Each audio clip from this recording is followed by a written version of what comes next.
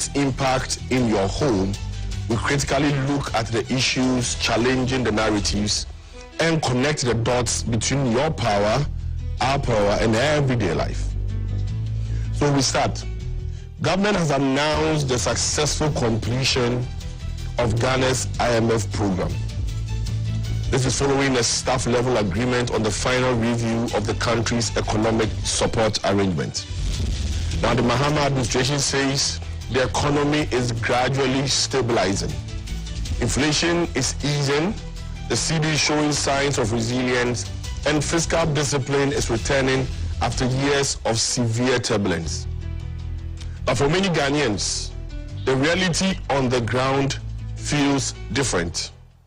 High food prices, rising utility costs, unemployment, and the general cost of living continue to put immense pressure on households and businesses. So, has Ghana truly turned the economic corner? Or is the recovery only visible in the macroeconomic data? Can the country sustain the discipline without IMF supervision? Will the gains translate into jobs, lower prices, and improve livelihoods for ordinary citizens? And what does Ghana's post-IMF future really look like? Well, meanwhile, former Vice President Dr. Mahamudu Bawumia has accused the Mahama administration of encouraging what he calls reckless conduct and politically motivated actions under the guise of governance and accountability. According to Dr. Bawumia, democracy must never become a shield for impunity.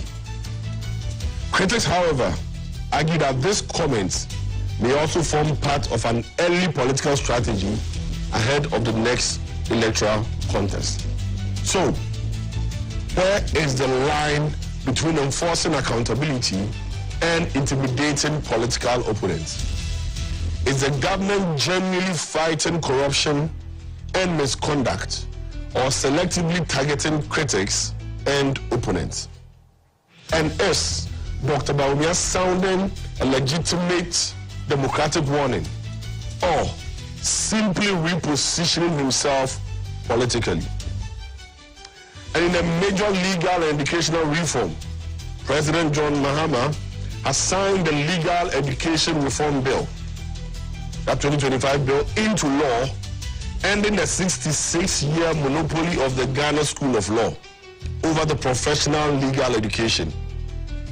Now, the new legislation allows accredited universities to offer professional legal training. It is a reform that legal scholars and students have called for over decades, arguing that previous system unfairly restricted access to legal profession.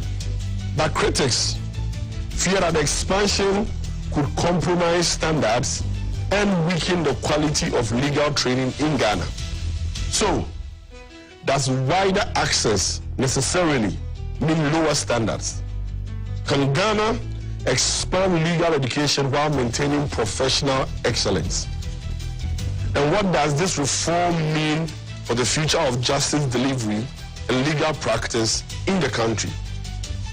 This is Current Agenda, the authoritative Saturday morning companion, where we will meet this morning and interrogate these issues and shape it in a way to make the national conversation meaningful to you. Current Agenda is proudly sponsored by Bank of Africa and the NPA. Bank of Africa says that if you have any changes in your status, visit any of its branches, or you can call the call center, or go to its website and engage with Fafa and update your information. It has a window opened for any update. Your address change, your marital status change, your profession change. Update it so it can review your status and be able to bring you tailor-made products. The MP also says that if you go to any fuel station and you are served bad customer service, or you get poor quality of fuel, or you believe that the amount of fuel sold you is not correct, visit any of its regional offices or come to its national office along the N1 highway Ajowulu and make a complaint. We'll be right back after this break.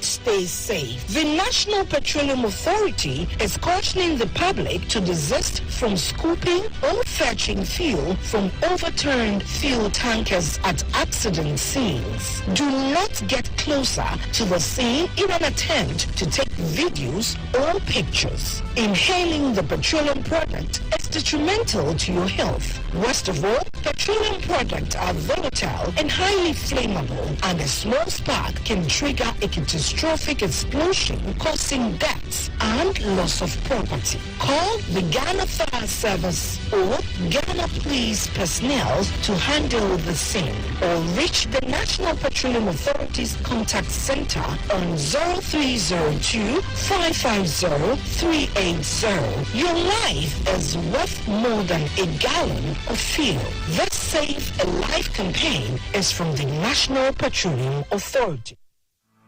For decades, we have helped businesses connect with their trade partners all over the globe. From Ghana to Burkina Faso, Cote d'Ivoire, Benin, Togo, Senegal, China, Morocco, France, Netherlands, and many other countries. We have made it possible to bring Ghana to the world. We have brought small and medium businesses closer to their customers across the regions in Ghana with our SME support facilities. We have brought relief and smiles to the faces of families with our employee personal loans. With our cutting-edge technology and digital support, we take the burden of complex thinking off you, making life simple. That is who we are, as close as a partner. Bank of Africa. We are indeed the African bank with the global reach.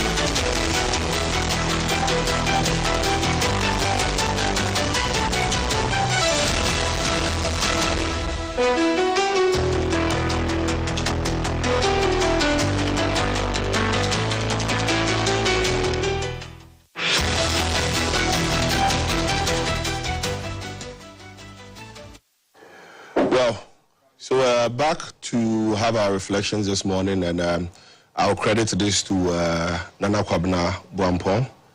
It's a reflection talking about our commitment as a people, how we come together as a people to support certain causes, and how if we can channel that same energy and that same understanding to national issues. So we're moving from the football fever to national development. From the football fever to national development. Now, why corporate Ghana must adopt critical social sectors, and that's what we are talking about this morning. Okay, now every time the country decides to follow the Black Stars, every time the Black Stars edge closer to the FIFA World Cup, there's something remarkable that happens in this country. Suddenly, government from nowhere is able to find the resources. Government finds the resources. Corporate Ghana mobilizes almost overnight. We have sponsorship packages that are announced with urgency and with a lot of fanfare. We have banks, we have telcos, we have mining firms, we have beverage brands, FMCGs, and countless private institutions. They step forward to back the national effort. Media houses like ourselves dedicate hours of airtime to preparations, to funding, and to national expectations. The entire country rallies behind one cause. Politics is put by the side, religion is put by the side. And this is rightly so. Football has a rare power to unite Ghanaians across political, ethical, ethnic, and social lines. The Black Stars are one of the few symbols that can make millions laugh, cry, pray, and hope in unison. They inspire patriotism, they strengthen national identity, and put Ghana on the global map. But perhaps it is time Ghana asks itself this difficult question. Why does corporate Ghana often mobilize faster for football than for failing hospitals, struggling schools, and emergency response systems? And other critical social infrastructure, why do we struggle? And the question even grows harder to ignore after the recent discussions about the challenges facing some of the country's healthcare institutions, including concerns over critical equipment at Kolebu Teaching Hospital, when life-saving systems reportedly need urgent intervention. Well, the contrast becomes very uncomfortable. Because while football entertains and unites us emotionally, functioning or a very functional health system keeps the citizens alive. We need the people to be alive, to be emotionally charged. Now, we are not arguing, or this morning, my case is not about stopping the funding for football. No. I am not against football funding. That is far from what I'm saying. Because sports remain a vital part of national cohesion. Sports helps youth inspiration. It inspires the youth. Sports grows our tourism. It improves on diplomacy. And it's a strong economic activity. The Black Stars deserve all the support. And I applaud every single person who has, in one way or the other, supported the Black Stars. But the real issue is whether Ghana's enthusiasm and corporate patriotism can extend beyond the pitch into long-term national development. The deeper the problem, the more enhanced or the more difficult it is. As a country, we respond more urgently to events than into institutions. We mobilize with passion around tournaments, around campaigns, around spectacles, but move slowly on systemic problems that shape everyday life. Yet hospitals remain national pride. Schools are national pride. Emergency response systems are national pride. Research institutions are national pride. Reliable health care is a national pride. A child surviving because an ICU has functioning equipment should matter just as much as Ghana qualifying for a World Cup. Perhaps it should even matter most or more. The truth is that Ghana already possesses significant private sector capacity to support national development. Corporate Ghana collectively controls enormous financial and technical resources. Banks generate substantial annual profits. Telcos continue to expand. Mining, oil and gas, shipping, ports, insurance, and manufacturing sectors remain economically influential. The challenge has never been whether Ghana lacks capacity. No. The challenge is how that capacity is prioritized and coordinated. Now imagine this. If corporate Ghana adopted critical sectors with the same enthusiasm, the same speed, and the same visibility it brings to football. Imagine if banks collectively, through the Ghana Association of Banks, adopt emergency healthcare infrastructure and medical financing initiatives, not as an individual CSO activity for every bank, but collectively. Imagine if telcos champion digital education, telemedicine, and emergency communication systems. Imagine if mining companies invested heavily in trauma centers and environmental health systems within mining communities. Imagine if oil and gas firms supported coastal hospitals, rescue systems, and technical education. Imagine if port and shipping companies invested in sanitation, clinics, and emergency report systems in the coastal communities. Imagine if insurance companies developed national critical illness and emergency treatment support schemes. Then, patriotism would become developmental. This is where Ghana must rethink corporate social responsibility. Too often, CSR remains fragmented, ceremonial, and driven largely by publicity and the value it brings. Donations are made occasionally with pomp and pageantry, photographs are taken, press releases are issued, and the cycle moves on. But national development requires consistency, structure, and measurable impact. Corporate Ghana should not only sponsor events, it should help sustain institutions. This is Reflections. This is how I see it. And I believe that if corporate Ghana joins hands, we would be a country that each and every one of us would be proud to call our home. I'll be right back after this break.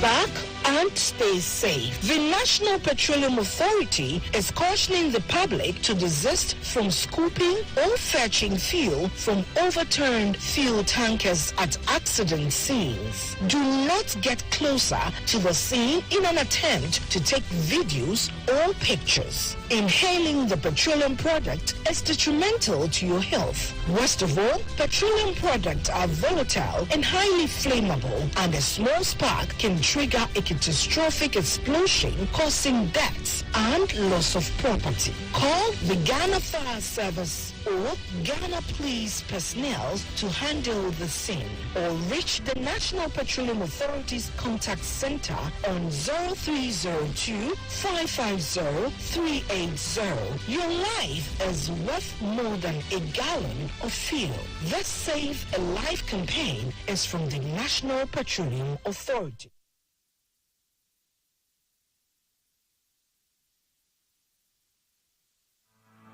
For decades, we have helped businesses connect with their trade partners all over the globe. From Ghana to Burkina Faso, Côte d'Ivoire, Benin, Togo, Senegal, China, Morocco, France, Netherlands, and many other countries. We have made it possible to bring Ghana to the world. We have brought small and medium businesses closer to their customers across the regions in Ghana with our SME support facilities. We have brought relief and smiles to the faces of families with our employee personal loans. With our cutting-edge technology and digital support, we take the burden of complex thinking off you, making life simple. That is who we are, as close as a partner. Bank of Africa. We are indeed the African bank with the global reach.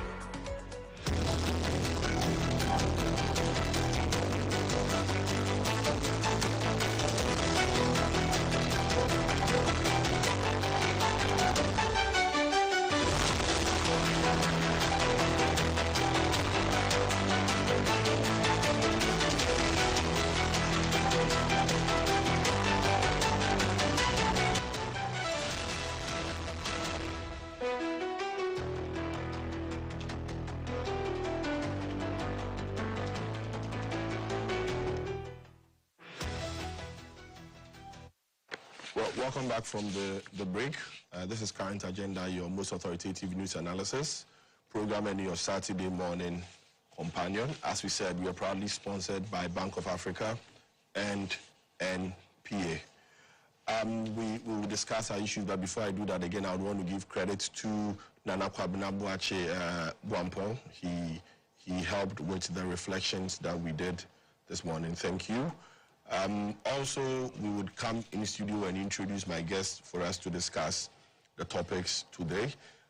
In studio with me, I have, let me start from my extreme, is it my left? Yes, okay. My extreme left, I have with me here Honorable Charles Bawadua. Today I've pronounced it very well. I'm getting better. You have improved tremendously. But he's the famous Bungo MP. Honorable, good morning. Yeah, and he's the vice chairman for the Private Members Bill Committee. Next to him is Austin Kwabena Brako Powers. He's a private legal practitioner. Brako, good morning. Good morning. Welcome back. Thank you very much. From the rather short break. and repeatedly our condolences. Thank you. Thank you. I appreciate it. Next to him is my brother Kwame Owusu Danso, Esquire, Executive Director, Lands and Mines Watch Ghana. Thank you. I like your frame. You do? Yes. It reminds you of fellow Ghanaians. Don't do that. I say I like your frame. How would you want to extend it? Yes. Good morning to you. And let me apologize profusely. No, they don't know what it is. So I would just go backstage. Then you do the needful. Thank you very much. But I did the needful too. No, again, you have to compensate. You have to compensate for your absence. Yeah, Martin. Right. Then next to him also I have Professor Isaac Boedi. He's a dean for the Faculty of Accounting and Finance at the UPSA. I will be his student very soon. Right. And I want to dare to attempt to read finance. Okay. Want to be like Prof. Yes. And he's also the director he's the director of the Institute of Economic Research and Public Policy, IERPP. Prof, good morning. Good morning. I hope you're good. Very well. Right. Okay. So we will start our discussions. First, we'll start with the IMF. We heard and we also read from the Office of the Government Communication that Ghana has successfully exited the extended IMF credit facility, and so we will discuss what it means as a country. But before we do that, just a bit of a recap so we understand where we came from and where we are. And so in July 2022, the government of Ghana then announced that it was seeking IMF support due to worsening economic conditions and a growing debt crisis or a debt crisis. Ghana officially entered the IMF Extended Credit Facility, what is called the ECF, on May 17, 2023. The IMF Executive Board approved a 3-year, $3 billion support package for the country. And so Ghana officially on May 17, 2023, entered the International Monetary Fund, ECF program, and then where the 3 billion was supposed to be disbursed to us in tranches upon satisfying certain conditions precedent to disbursement. Now, before the formal approval, the government had announced that it was doing so mainly because of certain factors, and I would briefly mention these factors so that we go into the discussion. The first one was that the country was in a high, or had a high public debt situation. Our debt levels rose sharply due to heavy borrowing, especially through Eurobonds and domestic debt. By 2022, the country's debt had become unsustainable, leading to a debt restructuring program. Then also there was the COVID-19 economic impact. The pandemic reduced government's revenue because border ports were shut, so there was no things coming in. There were little or no exportation, and then also economic activities because there was the lockdown. There were not a lot of production, and so it reduced government revenue while increasing public spending mainly on health. Some argue that yes, even with that, there were a lot of support, financial support from donor agencies, and so it should really not be an issue. Salaries were still paid for public sector workers over the period. And then the economy grew very slowly during and after the pandemic. Then we also had the global external shocks. The famous Russia-Ukraine war triggered an increase in prices in food, in fertilizer, in fuel prices globally. And because the country is an import-dependent economy, we face a lot of increases in our import bills and inflation. If you remember, inflation went as high as 54%. Then also there was a rapid depreciation of the cedi, mainly so because if we were having difficulties in importation and exportation, what it simply means is that we have very little dollars, pounds, euros, foreign currencies in the system, and a lot of cedis chasing to want to buy, and so now the price to buy a dollar or a pound or a euro would definitely go high. And also there was high inflation, like I mentioned earlier. Inflation went skyrocketing, and the IMF also noted that the inflation pressures were a key sign of macroeconomic instability. Then number 6, there was also loss of access to international markets because of our where we had gotten to, we were locked out of borrowing from the international market. Our credit rating was downgraded by agencies like Moody's and Fitch, and then investor confidence in the country weakened significantly. Then also there was falling foreign exchange reserves. If you remember, our foreign reserve fell very, very, very low. It limited our ability to stabilize the currency and our finance imports. Basically, reserves means, okay, I'll explain reserves later when we are going. Then the last one, I think, domestic financing constraints. What this implement was that now government, because it was locked out from borrowing from the international market, now has to borrow domestically. So remember how the rates for treasury bills went high? Because people need to be incentivized to be able to give their monies to government to be able to sweep the excess liquidity in the system. And so that's, I'll call for a video we'll show on your screen shortly, but this basically is what brought us to the situation of deciding to go into an IMF program, where we believe that after 3 years, today that we are weaning ourselves off the IMF, we think that the country is in a better position. We are more stable now, and that is what my panel and I will be discussing, whether indeed we are any better or whatever it is that is happening here is just like what has happened in previous years that we have gone for the IMF. So I just take a second and watch the video on the screen. Right after the video, we'll come back in studio to have the discussions.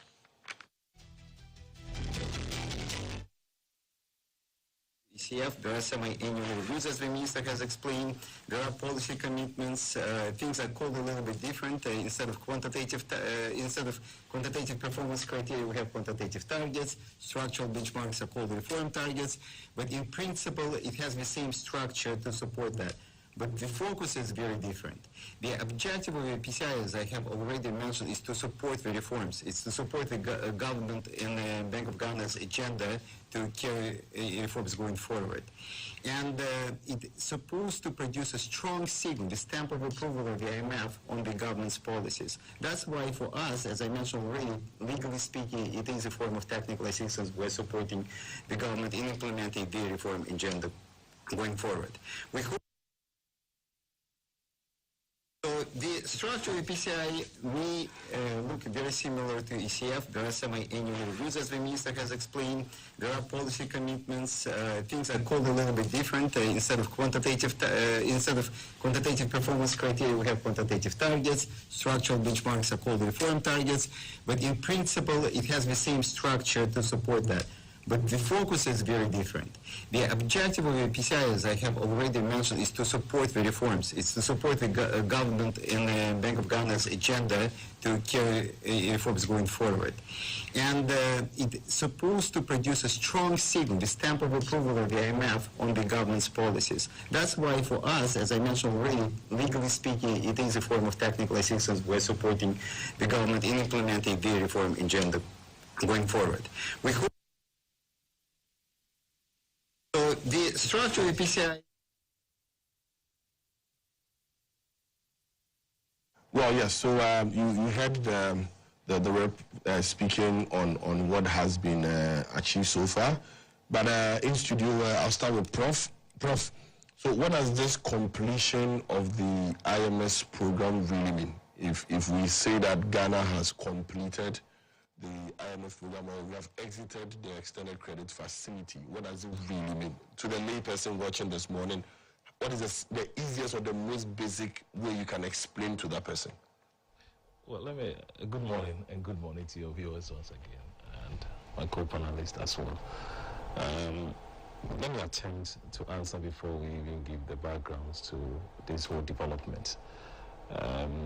You borrow money from someone because you are going through financial crisis, debt repayment, you're having issues with your expenditure part and generation of revenues and all that. So you go to someone and tell the person you need help to make some payment and to give you some money. And the person tells you you'll be on this facility for 3 years. You will be paying interest, paying the principal, then afterwards we can exit the plan. So basically we borrowed fund, we had support from IMF for 3 years. And after 3 years, yesterday, we are told we have exited, meaning we are not borrowing, or the money we borrowed, we are done repayment. So for me, it's a welcome news. When I heard the news, I was very happy. We knew it was coming because we were under that program for 3 years because of issues that you even raised in your intro. So we were under that program for 3 good years. And we have exited. Yesterday was a staff level agreement. What it means is that the partners had a meeting with the local reps, and then based on the books that they perused and the documents and all that, we exited. So that it means that Ghana, the money we borrowed from IMF, we finished with the payment, and now we can. But there's an extension of that. But before I even talk about that, let me also thank this administration for the continuation of making sure that we stay in the good books of IMF. In fact, it's not the first time that we have been under IMF. It's not the first that we have exited.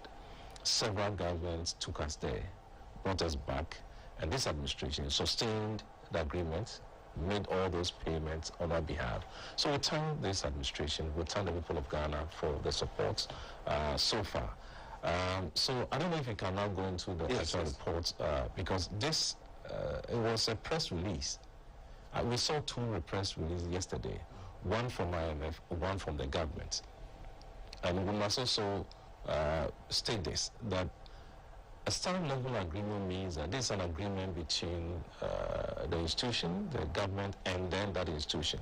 It must be approved at the board level of IMF. So they'll send this report to IMF, the board, for approval. we hope and pray it goes through, but it's not the first time. They do this all the time.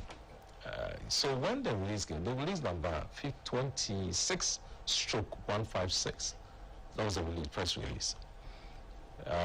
In that report, they stated what we have been able to, the gains we made under the agreement, the ECF supported program. They also flagged issues we have in our economy. And then there was an extension that we are going to be under the PCI for 36 months. All right. So what it means is that, let's talk about PCI. We are no longer borrowing from IMF. That's what it means. But then what we are going to be under is about supervision. They watch our economic policy and reforms, they watch, and then ensure that we implement those policies that we want to do. In practice, it is just like someone going to bank and telling the bank that, please, I'm not borrowing from you again. I don't need money from you. But then I need a reference letter to state that I have been paying my bills all the time. So you use that reference letter for credibility. So that's basically what a country we are going to be in for 36 months. Let's look at the gains that we made under IMF achievement under.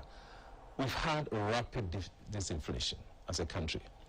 Reserve building solid, cedi appreciation solid, fiscal surplus. What it means is that your primary balance, if you take your revenue against your expenditure, less of your interest payment, we've been able to meet the target from time to time. It's had an issue, we had an issue 2024 when we had a slippage. We were able to sustain that up to some time. So in terms of gains, strong GDP growth, and then we also had debt restructuring. So we can say that these could be some of the achievement under since we joined the IMF. But let's also point out, when we had the first release, I don't know which one came first, whether the IMF one came. I think the IMF one came before the government one. Before the government came. Okay. Well, I saw the IMF one before the government one, so I'm assuming. Okay. So with the IMF, they released their statement. Then the government also responded, telling all of us that we have exited the program. That's fine. But if we check the point number, I think 3 or so. 3 and 4. 3 and 4. Government one. Not the government one, yes. Where the government made a statement that we had derailment in 2024. I will explain a bit part of that because I wasn't too comfortable when I saw that. If you have exited, that's fine. When you talk about derailment, remember that what they want to say, so is the fact that we had issues in 2024. And I can tell we had a slippage for some time.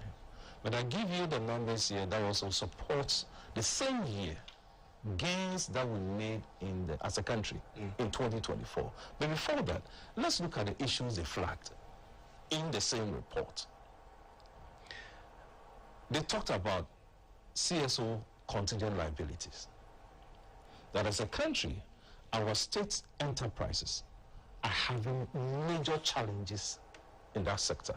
And it's important as a country, in as much as we are rejoicing, having this comfortable position that we have exited the program, we should also not forget the issues that they raised in the same report. The flagged one, SO contingent liability, quasi fiscal activities. And when we talk about this, we are referring mainly to activities that Bank of Ghana or the central bank not supposed to have engaged themselves in, and they did, and that brought the losses.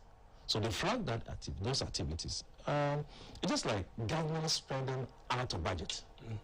In the same way, the central bank engaged in some activities that ordinarily supposed not to be undertaking those activities. They talk about structural reforms delays. Structural reforms delays. They talked about high non-performing loans affecting the bank, the financial sector. Then Another issue they flagged was energy sector vulnerability. Other one was anti-corruption gaps, and then avoiding past slipages. So it tells you if our the government is listening and people are watching, we should not forget the key issue flagged in their reports, right. the IMF reports. The other thing that I want to talk about is on the derailments that Felix put out in the communique. They talked about the fact that we derailed. A country had issues in 2024. But the same 2024. The country achieved the real GDP growth of 5.7%.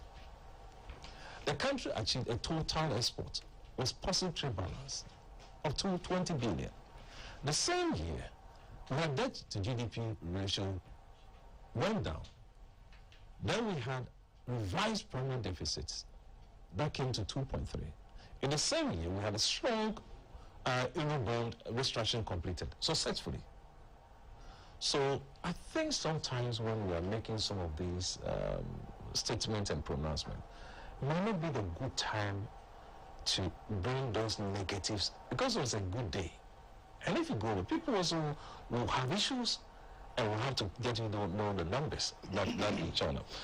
Then if you look at the entire report, I also had an issue with the roadmap. We should not forget roadmap.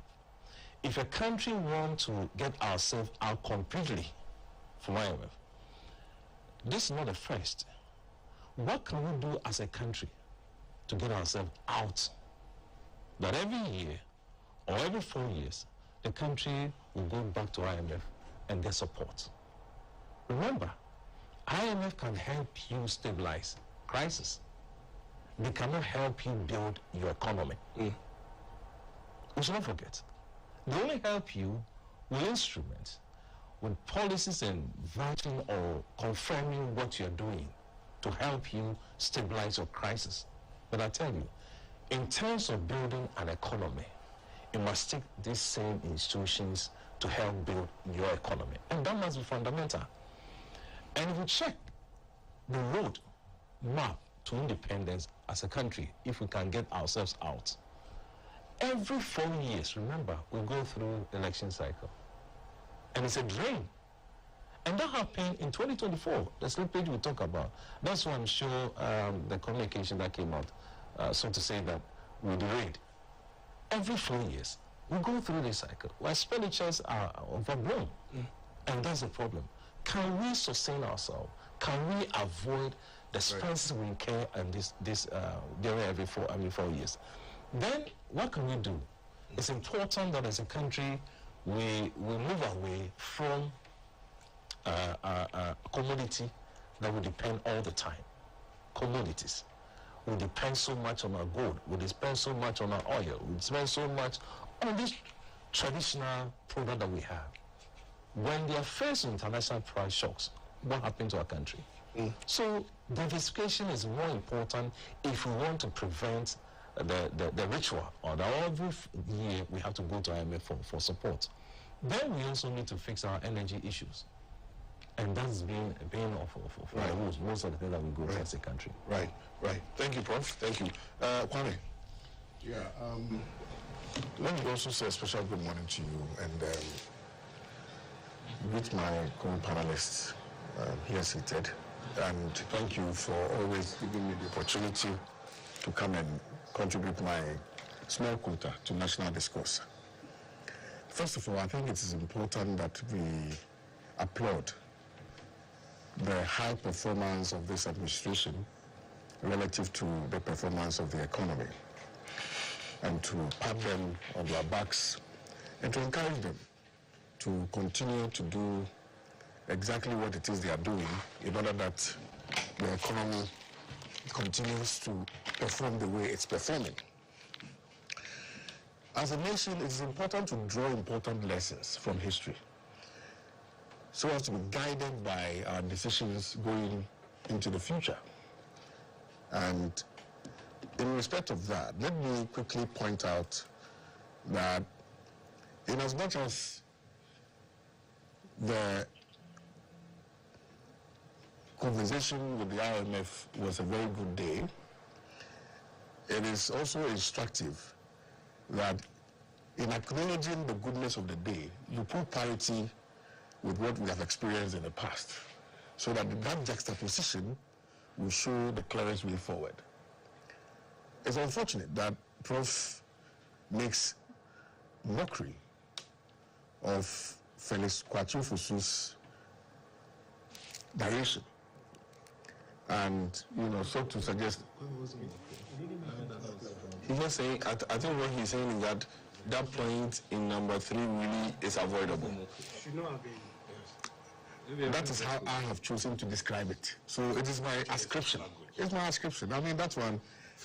Yes. Let's move on. So in my view, that was what it was. You see, if somebody says advances arguments relative to the performance of the previous administration, it is fair that we allow the person advance those arguments, put parity with what's happening now, and then clear a pathway that will lead us to economic freedom. So by merely mentioning what happened in 2024 does not necessarily mean that we did not enjoy the goodness of the day. It is a fact that from 2022, after COVID-19, we saw some economic recovery, or some gains that we're making in the economy, albeit at a very snail pace. And let it be known that the IMF came in to assist the economy, or to assist the country, because in 2022, the economy was crashing. And so we needed to get the support of the IMF in order that we could resuscitate the bedridden economy. That's a fact. Because your debt levels were high, inflation in 2022 was hovering around 54%. Your currency was hovering around 14 cedis thereabout to $1. Generally, you could not go to the international market to go and borrow. Your debts were unsustainable. You didn't have enough primary reserves. That's a fact. You also did not have the, even locally. Our debt, you mean? I mean our debt. Locally, we didn't even know how we were going to address the debt that we owed to the good people of this country. So we needed some relief, and that relief meant that we should go back to the IMF for their support. And that is what led to the domestic debt exchange program. That is what led to the introduction of taxes, you recall. We had the betting tax, we had COVID-19 tax, we had all manner of useless taxes that were introduced to further burden the good people of this country. Even though we were going through some serious economic malaise, we had to still be subjected to that, wickedness on the part of the administration at the time. And so today, if by reason of the deliberateness on the part of the Bank of Ghana, that is the managers of the monetary aspect of our economy, and also because of the wonderful intercourse between the managers of the monetary aspect of the economy and the fiscal aspect of the economy, the finance ministry, we are seeing some gains being made. You think that it is not important to remind Ghanaians where we've come from and how we've been able to get here. Bear in mind that it has become even more important to draw the comparison by reason of the conduct of some elements within the NPP who have sought to latch on something that is not supposed to be used as a political tool for the purposes of gaining some support from the people of this country. And I'm talking about the policy prescriptions which were introduced by the Bank of Ghana in order that we could find the economy, resuscitated, or that the economy would start working again. The Bank of Ghana decided that, look, because of where we were, it was very difficult to continue on that trajectory. Therefore, we needed to take very unpalatable decisions in order that the economy will rebound. What did they do? They used an economic tool which have been used the world over. And to ensure that inflation came down, to ensure that the cedi performed better, to ensure that our primary surplus was better, to ensure that we had external reserves. So when the Bank of Ghana introduced those policies, it was all in an attempt to bring back on the trajectory of progress the derailment that we experienced under the NPP. So if now the open market operations, together with those other economic tools or toolkits which were used in resuscitating the economy, are being criticized, then it should tell you the thinking of the NPP. Bear in mind that all of these things that we are seeing, or all of these things that were embarked upon by the Bank of Ghana, flows from the stream of the guidance, if you like, of the IMF, because we're still on the program. Right. So all of these conditionalities, all of these reforms that we're seeing flow from the IMF, except that you have people who have decided to manage it differently. So what are we talking about here? Today, if the World Bank and the IMF is praising Ghana for being very progressive, number one, for being, for introducing monetary policies that ostensibly are shaping the economic foundations of this country, you think that it is not a cause for excitement? I am very happy. Look, my only prayer, and I think that I've made this known, is beginning to sound like a broken record, is that we should see that translate into the real economy, okay? Because then we are seeing inflation come down, hovering around 3.4%. We're seeing the cedi perform arguably better, We are seeing what in economics we describe as predictability and certainty in terms of how the economy is going, which informs the conduct of the market itself, or which informs the general thinking of the people within the real economy. So I am saying, and I'm praying, and I'm hoping, but also hopeful that would translate into the real economy.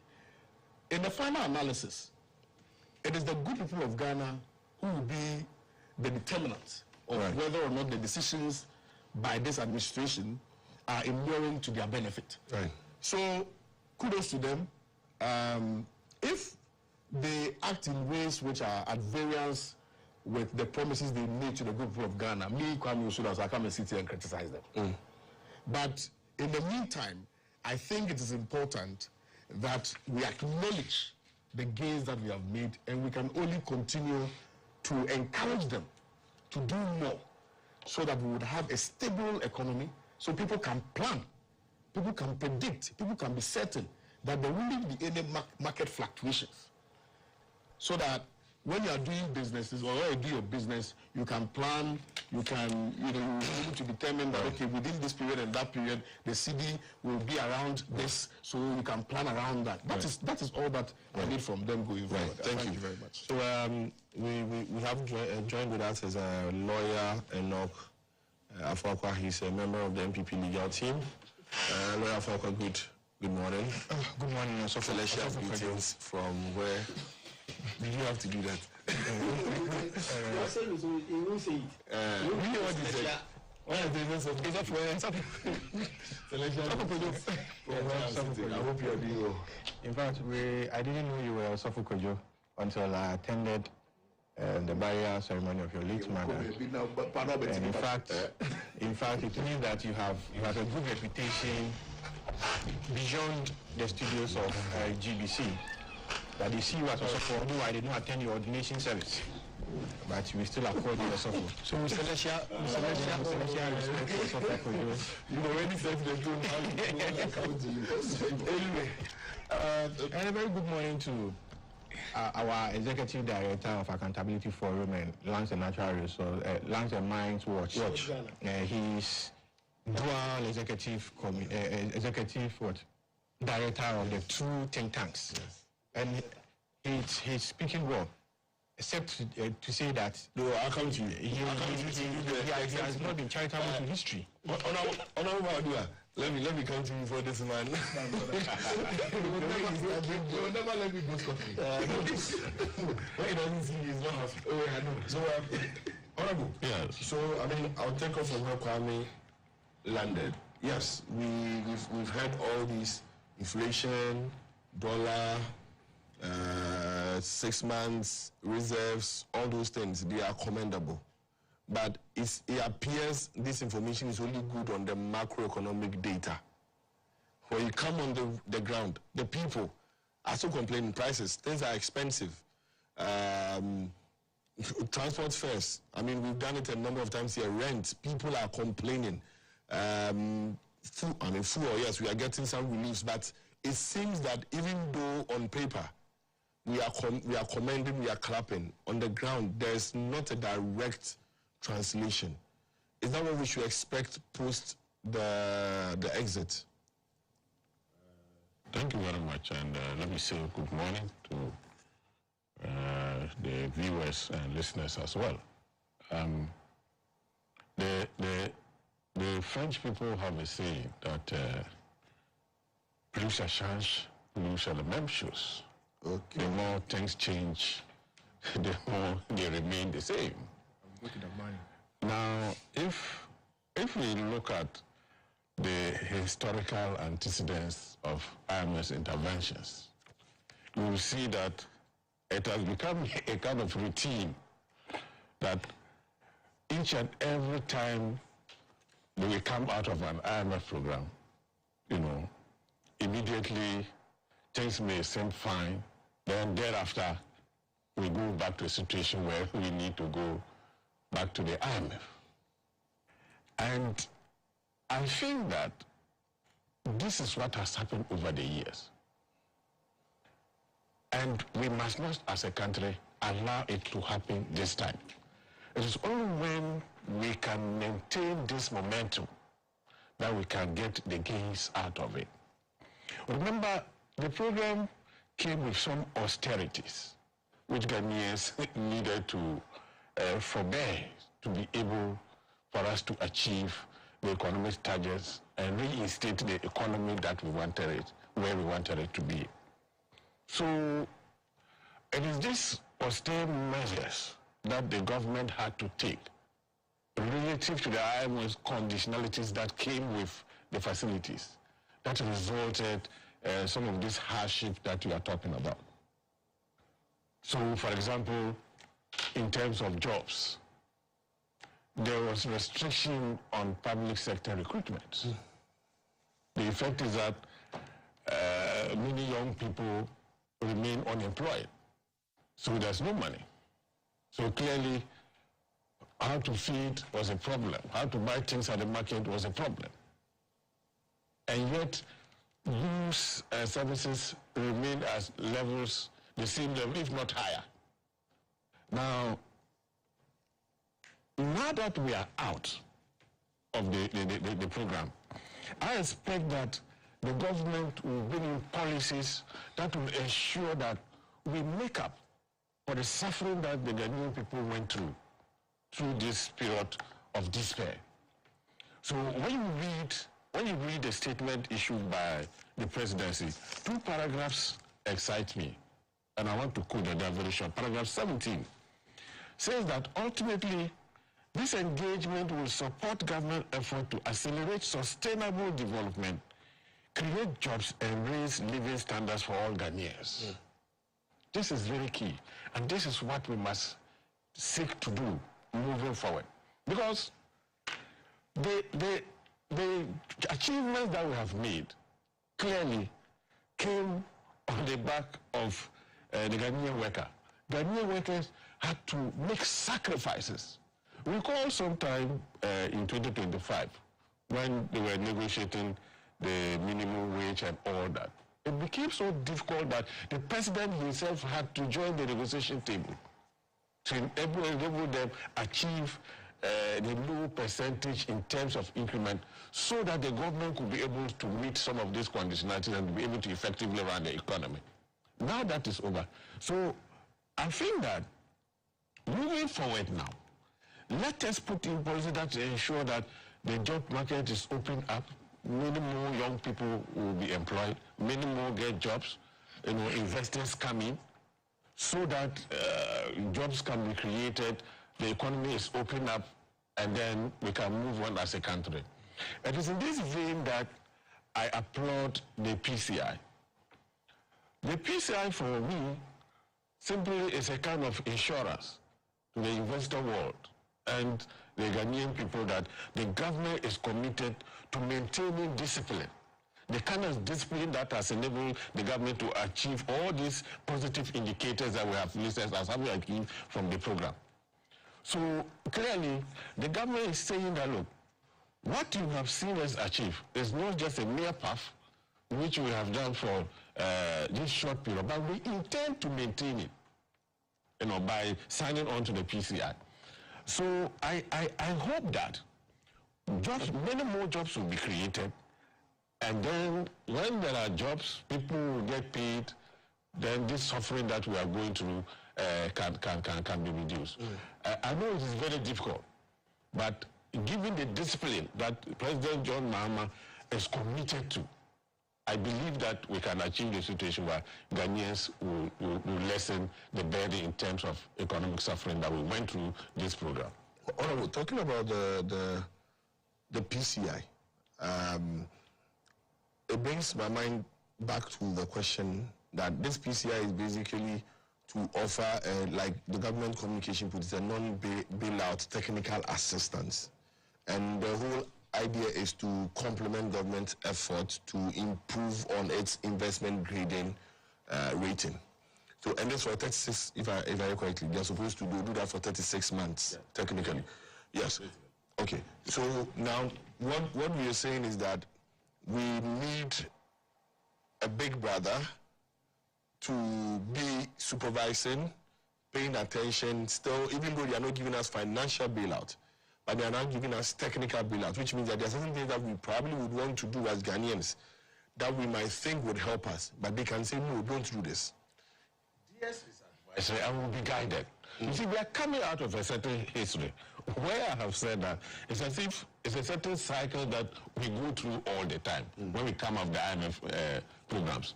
Now, so PCI will ensure that we do not immediately fall back, if at all, to the same conditions that brought us back to the IMF for assistance. So they will provide support in terms of supervision. They will provide advice, technical advice, in how to go about some of the policies and the economic needs and the things that the government needs to do to get to where we want to go as a country. So I think that even though local are it may seem as if they are still going to dictate, it is important to note that the role will be supervisory and technical assistance. Right. Okay. Thank you. Powers, should we jubilate about this exit, knowing that this is not the first time it's happening? We've exited before, we were happy, then we went back, we exited, we were happy, we went back, now we've exited again. Is this not just a vicious cycle that we are seeing in our time again? I've seen this in and out of the IMF program at least no less than 5 times in my adult life. Yes. True.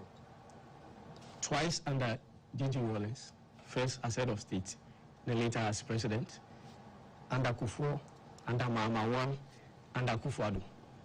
So it doesn't come to me as a surprise. While it is important to applaud the progress or the development made so far, it is also important to note that the achievement that we are seeking to laud will be dependent on our next move. Government's next move. And Prof was right that the issues that led us to IMF are still with us. High unemployment rate, energy sector losses, significant public debt, which is hovering around almost 641 billion cedis, approximately $61.3 billion. They are still with us. Narrow tax base. These are the issues, the germane issues that led us to IMF, and they are still with us. Have we resolved them? How many jobs has this government created? What happened to 133 issue? 1 job, 3 shifts, 3 people. What happened to that promise? These are the matters we should be dabbling in, not because the CD is working against the major currencies or international currencies. But that's also good news. Good news, but the fact is that it has not translated in the public, in the pockets of the people. So why, and you are right in captioning, while it is good on paper, in the pockets of Ghanaians, it is bad. It's good for us to jubilate that the CD has appreciated against some major currencies, international currencies. That's good news. But what matters is that translation must be felt by the ordinary people. When you walk to a provision shop and they are still selling provisions to you at an expensive price, or a significantly moderate or high price, is that the translation? But that's good. It simply means that, inflation going down doesn't mean that prices will not go up. You're only saying that the rate at which it was going up in the past, year on year, is not the same. So now maybe the price of that item is, let's say, 16 cedis. Yes. What is it that in previous years, the next day you would have gone, it would have been 17 cedis. Oh, yes, now you might go with 16 cedis, 10 pesos. So we have to the cost of living. Is it? Yes. Maybe we can look at the CPI index and all those things, but yes. No, but the thing is that largely I'm talking about the way Ghanaians see things. It's a survivor, the bread and butter on the table.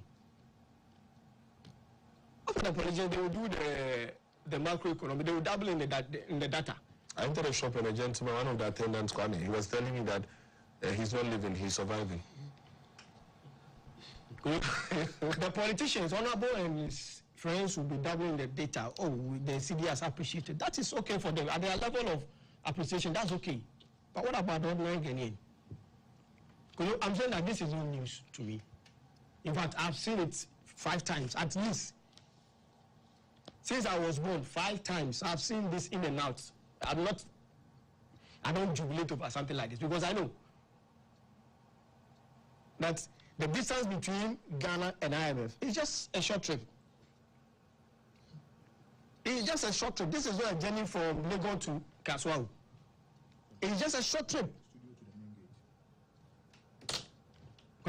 So it is not something we should be jubilating because and you touch on it, Prof also touched on it, the PCI. The PCI means that IMF still has an eye regards to the management of this country. Remember some time ago, IMF at a point when we exited the program which was initiated in 2015, we completed in 2019. Yeah. You remember Mama One, we completed in 2019. Yeah. You remember at a point IMF sent some delegation to Bangladesh. They were saying that they had sent small boys to go and supervise. Yes, I remember. Prof, I'm sure you remember. They sent some people to sit at the view. Yeah, to monitor how we spend. So that is, the PCI is that they are coming to help they will design policies or they will assist you in designing policies to make sure that you stabilize the economy. And I'm saying that the journey from Ghana to IMF is just 10 cedis away. 10 cedis is even too much. 2 cedis. Can you use Abubuya? You can use Abubuya. The Abubuya to do that. Because the structural problems remain. Fiscal discipline must continue if they want to. And Honorable is saying that, Honorable is trying to be more prophetic. Let us hope not to go back. We said it. Prof, Honorable, you remember the so-called KK party? Yeah, motivation speaker. You remember the KK party? I remember. You remember? When they said, we will never go back to IMF. You remember? Yes. After 2019. Yes. They said, no, they did the KK party. You know the KK party, what happened? So, I'm cautiously optimistic. I'm not one who will be jubilating because of what we have visited. It is not significant. It is no news. And we shouldn't say that because the data, the macroeconomic data looks good today. So on the basis of that, we should conclude that we are out of the woods. We are not. Government must acknowledge that there remain major challenges, structural challenges that require urgent attention. And I'm telling you that, Kodo, youth unemployment is skyrocketing. Many of our youth are just, in fact, there are some who are doing their national service and they are fighting for space. Some have completed their national service and they are looking for a place to work. And you see, I remember there was a time where there's this research institution at the University of Ghana. They conducted research and they said that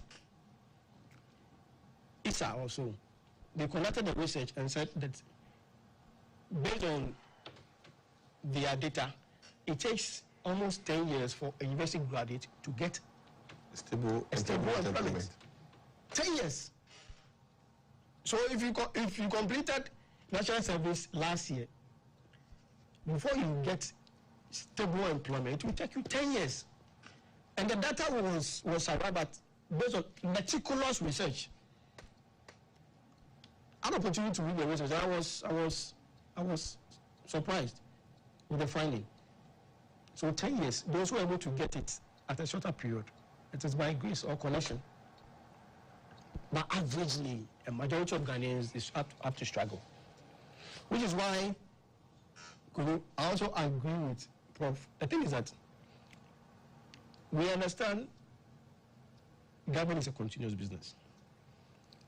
This is a good development, a progress that we must celebrate.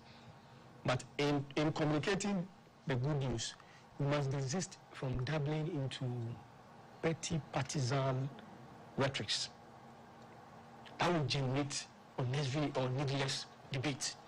Because you see, in this country, anything that has a partisan connotation will take a different dimension altogether. And I'm saying that between the MPP and NDC, nobody wins an argument.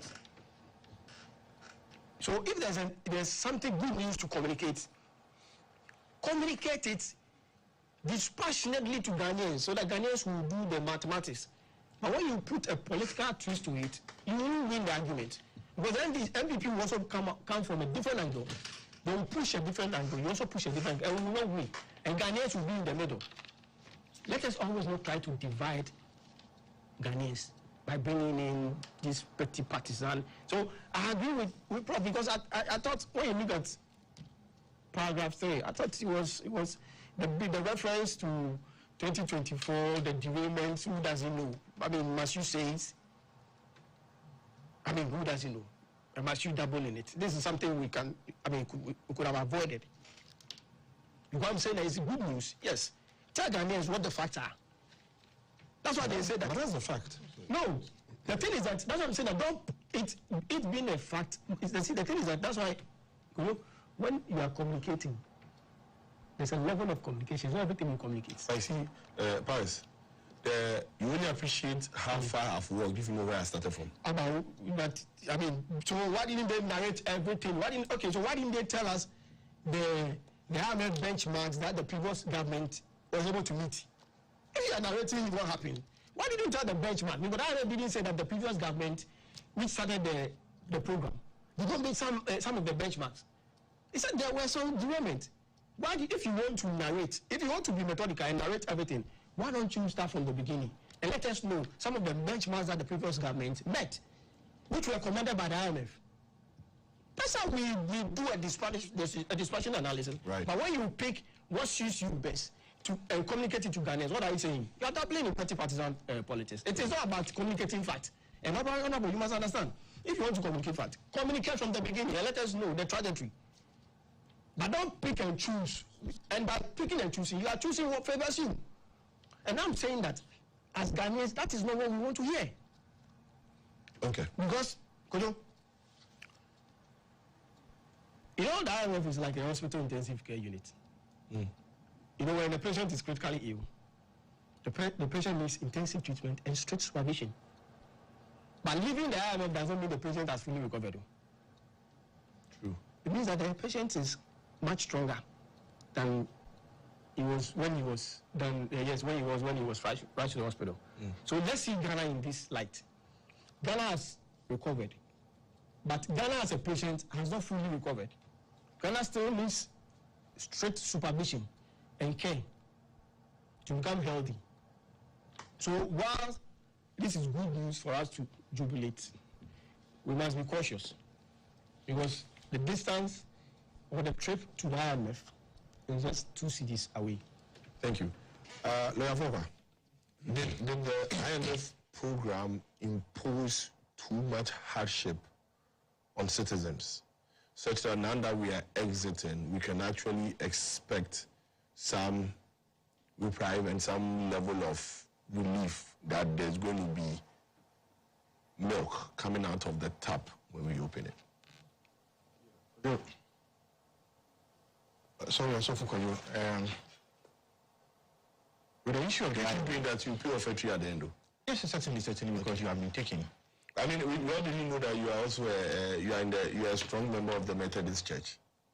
Absolutely, and you should know that my life is methodical, like that of John Wesley. Yeah. I mean, you should be a lay pastor soon, so. I'll tell you one aspect of my life that you don't know later off air. Yes, in mine on air. You want to see us off air? Let's go.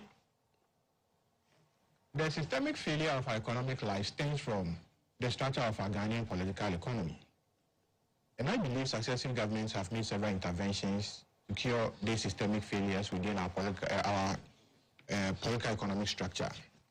We have always stated that our political economy is the Gottesberg economy, that is the exportation of raw materials and importation of finished products for consumption purposes. And this is what the mercantilist forbids, that some form of trade are more important than others. And to them, they encourage manufacturing than agriculture. Why did the advanced countries create two poles as far as the international system is concerned?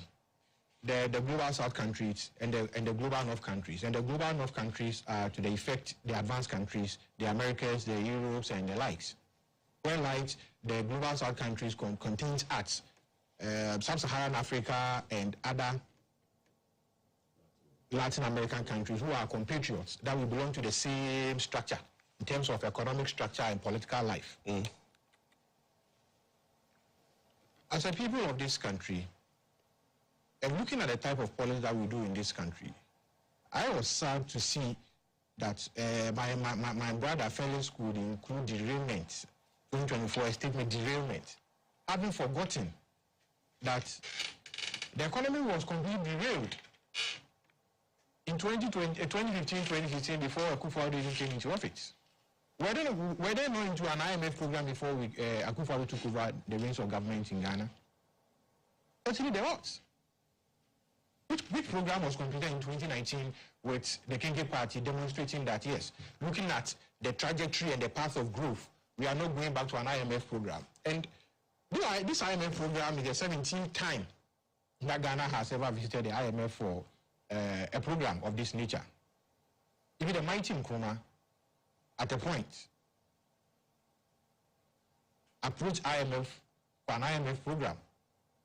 Nkrumah, who inherited resources from our colonial masters and the likes, opted for an IMF program because of the systemic failures in our Ghanaian political economy.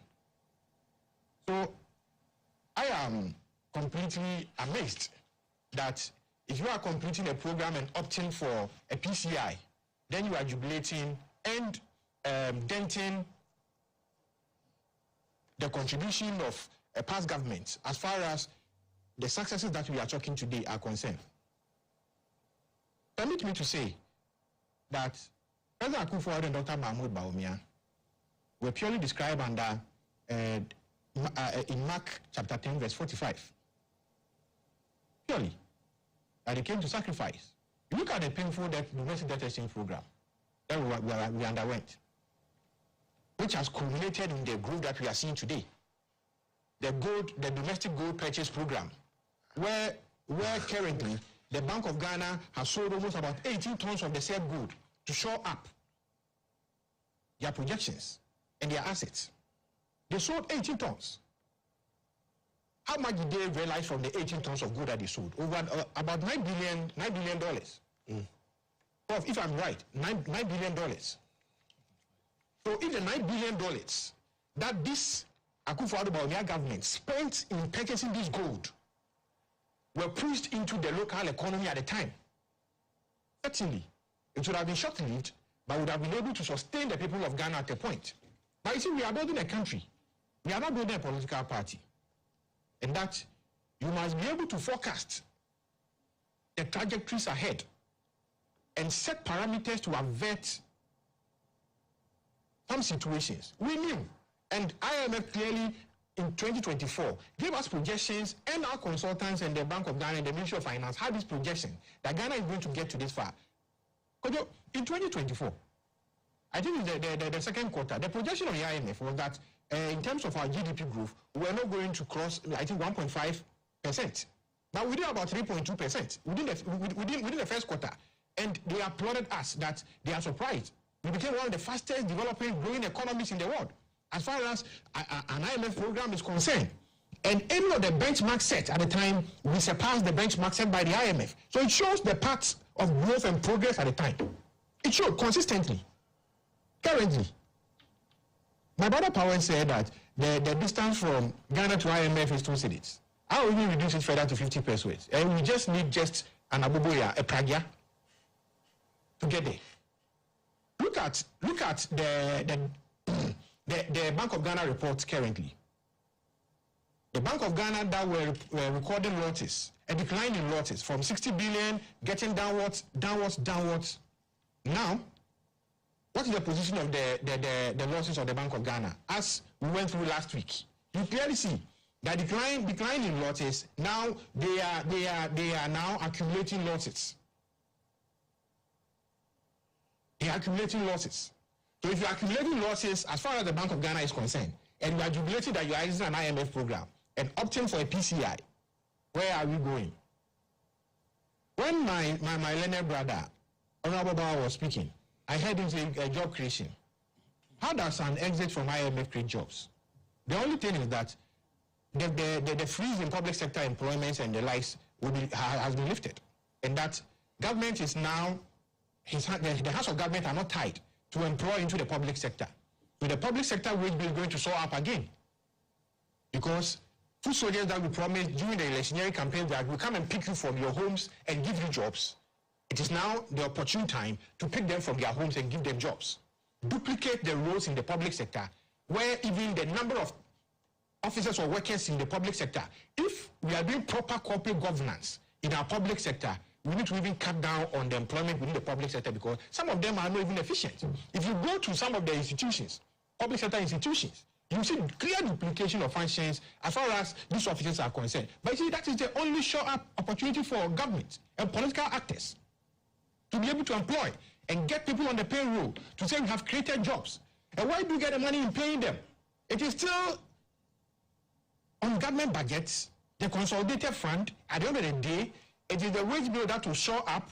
Then you need more money to pay these people. And at the end of the day, what is left for you is little that can do nothing. You need to go to the capital market to borrow, to be able to do capital projects or monumental projects or legacy projects. At the end of the day, you show up your debts. Once your debt burden shows up, your standard ratings or what ratings that we are talking about, we are B minus, B positive, A plus, you'll be downgraded again. Then the next point is that we rise back to the intensive care unit, the IMF, for another extended credit facility. Why are we doing this to ourselves? You see, until we cure the systemic political economic failures that we have, as far as our political economic structure is concerned, we should not be jubilating as a result of this. I believe Powers asked, how many jobs have government created since assuming the reins of government, since January 2025? Government can tell us, what is the status of the One District, One Factory project as they inherited? Are they continuing? Have they launched a new project? Are they creating more jobs? Are they supporting the private sector to create jobs, to be able to expand the Ghanaian local economy? Certainly no. All that we are doing, it's the communist inferior tactics. Let us Let us brand and polish government within the public space, use the media strongly to communicate the goods of government. We'll get there while they are arresting people for speaking against government. And these are some of the things, because they want to brand government positive. And when they are branding government positives with these artificial figures that they are quoting and showing to us,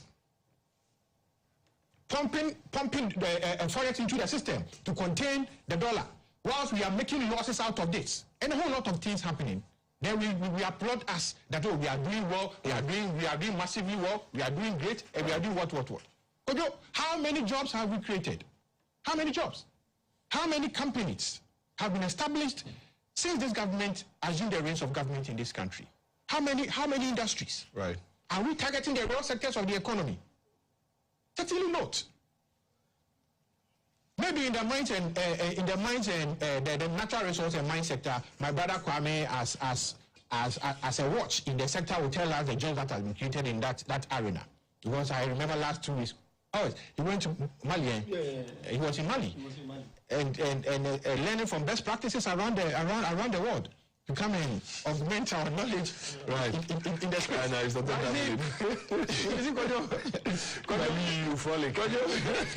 Kojo, we must be hard to redesign our political economic structure as a country to focus more on production than the exportation of raw materials and importation of finished products to this country.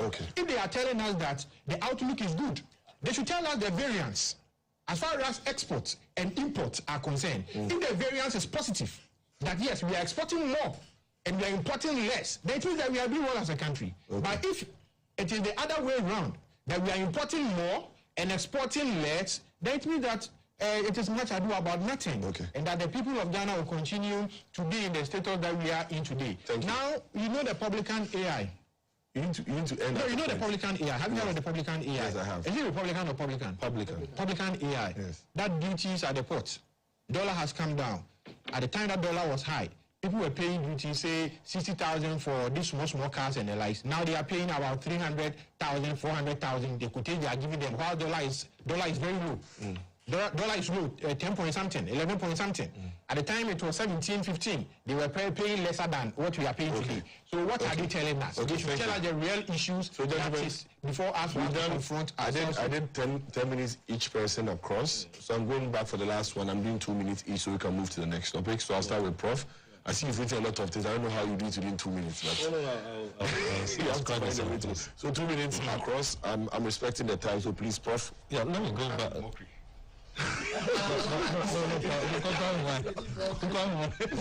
Problem 2 minutes has started. Let's go. I won't start with that, but that'll be a second thing. You know, I made a comment earlier on that IMF can only help you stabilize your crisis. They cannot build the economy for you. It's a fact. They can't. They only help you stabilize your crisis you are going in. And I'll respond to Kwame on the issue of the mockery. In fact, let me put on the record, I didn't mock. I only applauded the administration for getting us out.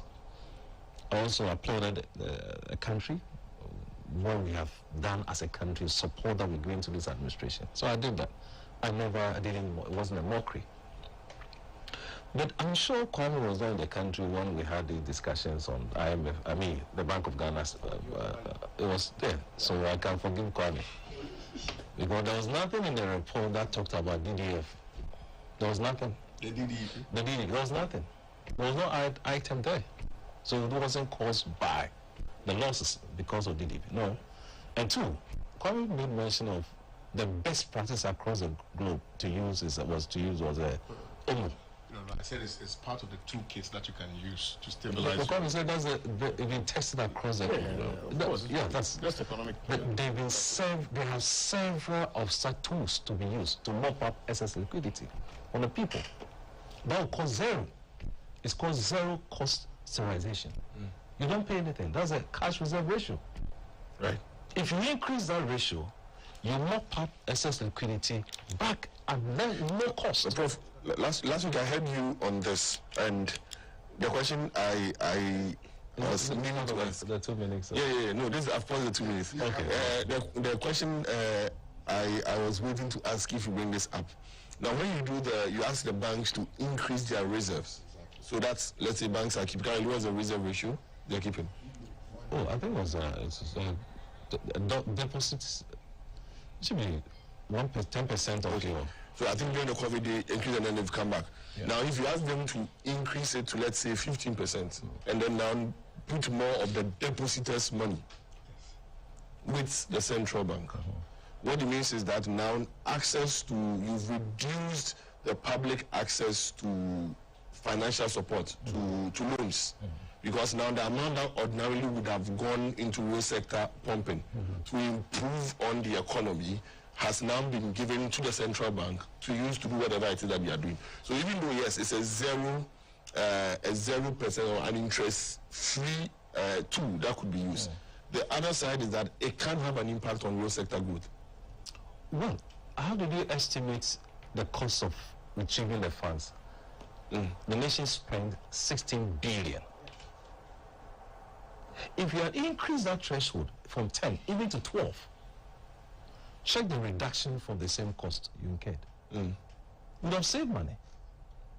Because we spent 16 billion to collect 93 billion. Right. Have you also checked the cost, the mapping of these funds to the businesses? We didn't do that. So I was trying to say, apart from the O, several of these tools are there. It could be a blend. We have standard facility, deposit facility from the government, from the banks as well. Yeah. So several tools are available.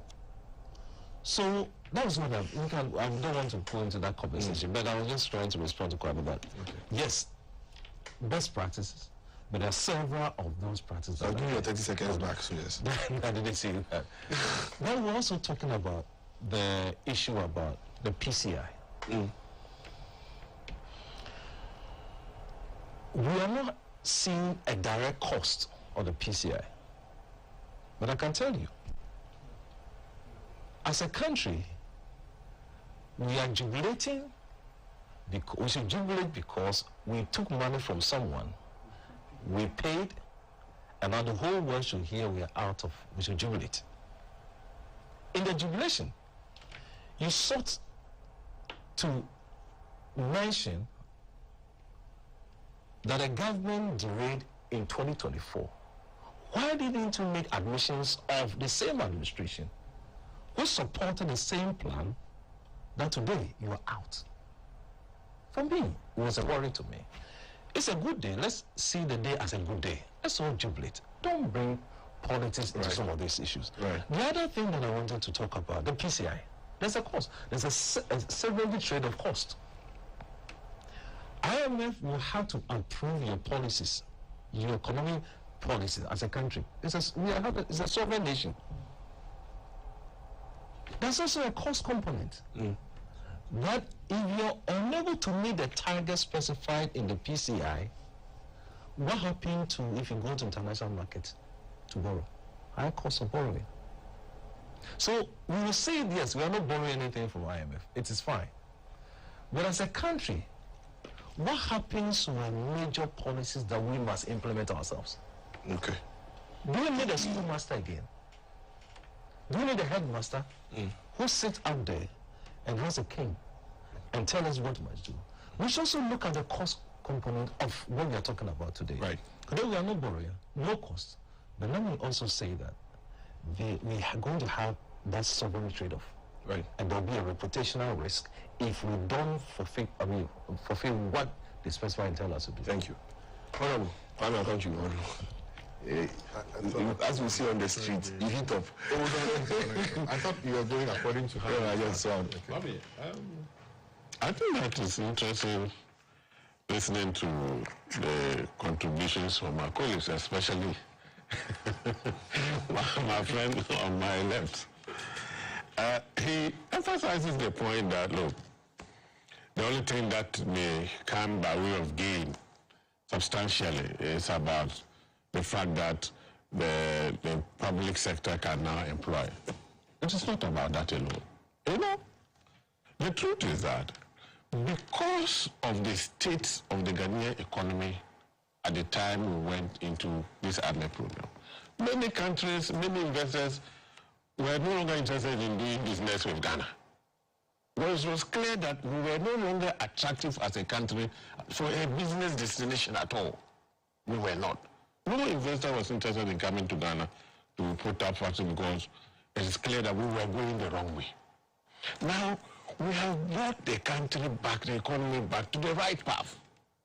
The point now is that we will now become more attractive to the international community in terms of investment. This is what will bring in the companies. This is what will open up jobs for the Ghanaian youth, and not just the public sector alone. So if we say that the likely gains that we are only going to get is by way of employing many more people in the public sector and overburdening the public purse and all that, that cannot be correct. He also makes the point about Nkrumah. I'm an admirer of Nkrumah, and anytime, there's some incursion into his progress, and which is not correct, I see it important to correct the situation. Nkrumah did not go into any IMF policy at all. Nkrumah did it. Nkrumah, they initiated the process, but he rejected it because of the conditionalities, the austere conditionalities. Nkrumah said no, he was not going to accept, so he actually rejected it. Nkrumah, there was no IMF program under the government of Kwame Nkrumah. Even though there was an attempt, he rejected it because he was not happy with the conditionalities. He's not even part of the 70. Exactly. So Nkrumah was not, Nkrumah's government was not part of the government which went to the IMF for financial assistance. Right. That fact must be stated. Now, I think we should be more interested in the future. And I acknowledge that, look, many Ghanaian youth need employment, no question about that.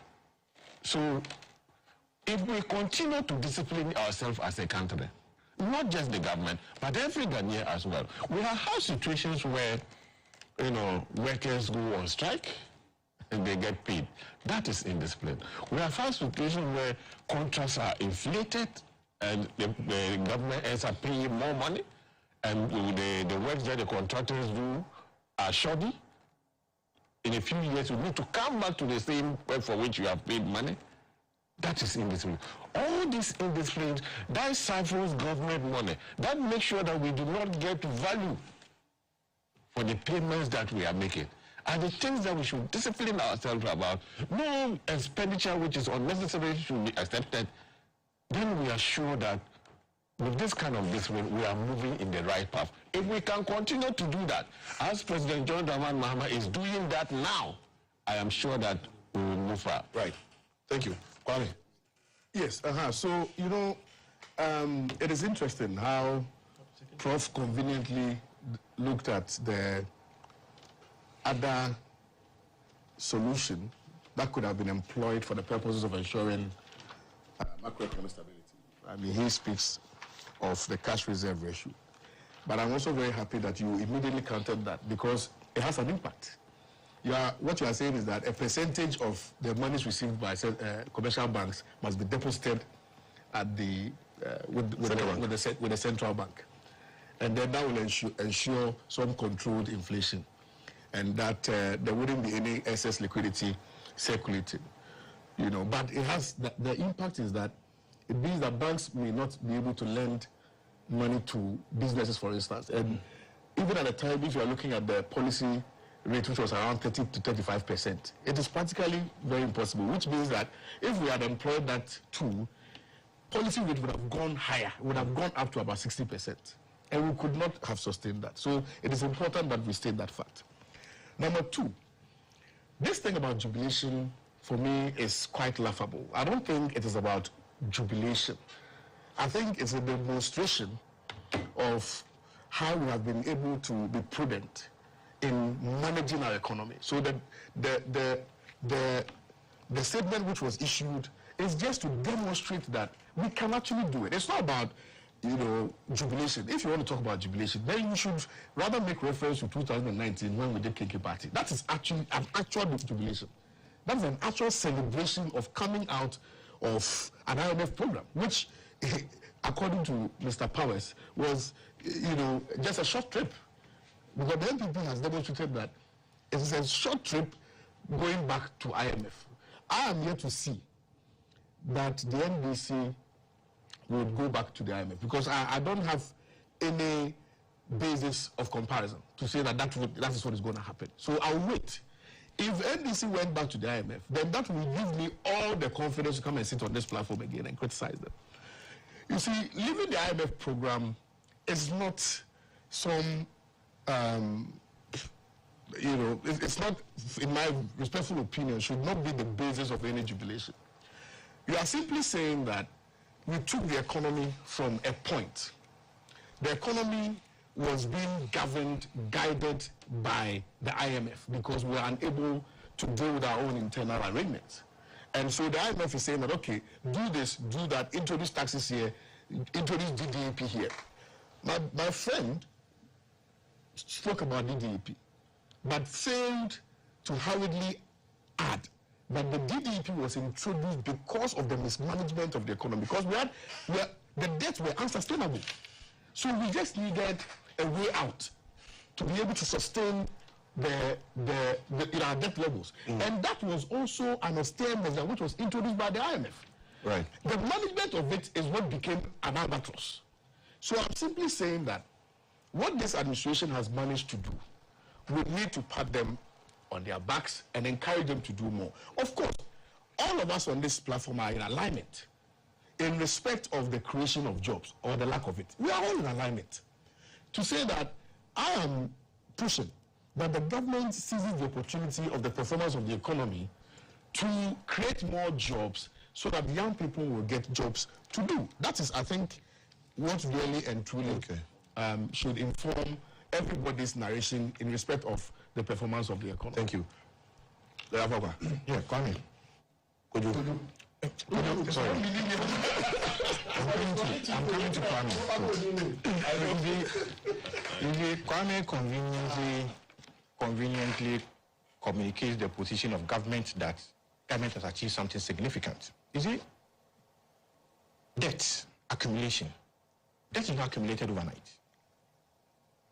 At the time President Kufuor was leaving government, he left us almost about 9 billion. Is that not true? Yes. What is our debt to GDP today? No, you tell. So it means that consistently, we are adding on. Consistently, we are adding on. President Mahama left government before President Kufuor came in. Yes. There was some debt he inherited. What was it? What was the figure? Mention the figure. No, I don't have it offhand here. So let Google. I want you to do comparative analysis. So I'll get the figures. You have to no. The figures will help us. No, it will help us. I'll get the figures. So you go. I want to educate me. I want to know. Funny, I'll get the figures. I want to know. I'll get the figures. Yes, come and handing these. Figure gave him 5 minutes. No, I didn't give him 5 minutes. I gave him 3 minutes. No, he had. I used it. It was from 8:47 to 8:50. 52. It's here. No, I'm using my time. You have to use your time. Let's go. So, you see, they added on to the debt. So if our debts were unsustainable, it is a case of what? Successive governments, accumulation of debts. And that you cannot point to the NPP government that we accumulated those debts and that it was improper management of the Ghanaian economy. No. How much debt? No. I want to know. No. Could you please Google? I'll get you there. Because you spoke about President Kufuor's 9 billion. I want to know how much the people had left. And how much Mahama left. Kwame, so I'm putting the data. We cannot appreciate this part without knowing it. I'm pulling the figures. That's my brother. I know him very well at the back of this one. Bring the data. Speak to the data. I'll project it for you. No, he's taking 3 minutes out of my No problem. You can even see the next topic. I will see. Look, I've seen that 1 minute of my time. You see, the next topic. You see, the Nana Akufo-Addo's government did well because the government was doing very well in the first half of its tenure within 2017 to 2019. But for COVID-19 and the things that they don't want you to hear, which President Mahama said, when the bomb is thrown to Ukraine, it does not fall within any of our sovereign corners of Ghana. Yes, we agree with it. We all know what we have gone through as a country and where we have reached. That the trajectory of our growth started from the previous government to this time. And that is an inheritance. And you must credit them for that. Yes, you must credit them for that. Credit somebody for 23% inflation. It was 54. Yes, 24. And through the IMF, 22. So through the IMF intervention, it went down to 23%. Once the executive director of Lands and Mines Watch is settling with Middle State, he's confirming his next seat on a government trip. Let's go. So certainly, his alloyed love for government business is not in dispute, and that I will not disparage him for that. But certainly, he must credit government, the successive government, for their contribution in ensuring that our economy bounce back to its normalcy. Exchange is still hanging around with President. That was the bravest decision that you ever made. So it's true. It's true. At this point, you see, let's speak to data. I'm the one hosting. Let's speak to data. No, let's speak to data. Yes, the data is there. Kwame is acting as the usual host of Pan-African TV. About 10 seconds.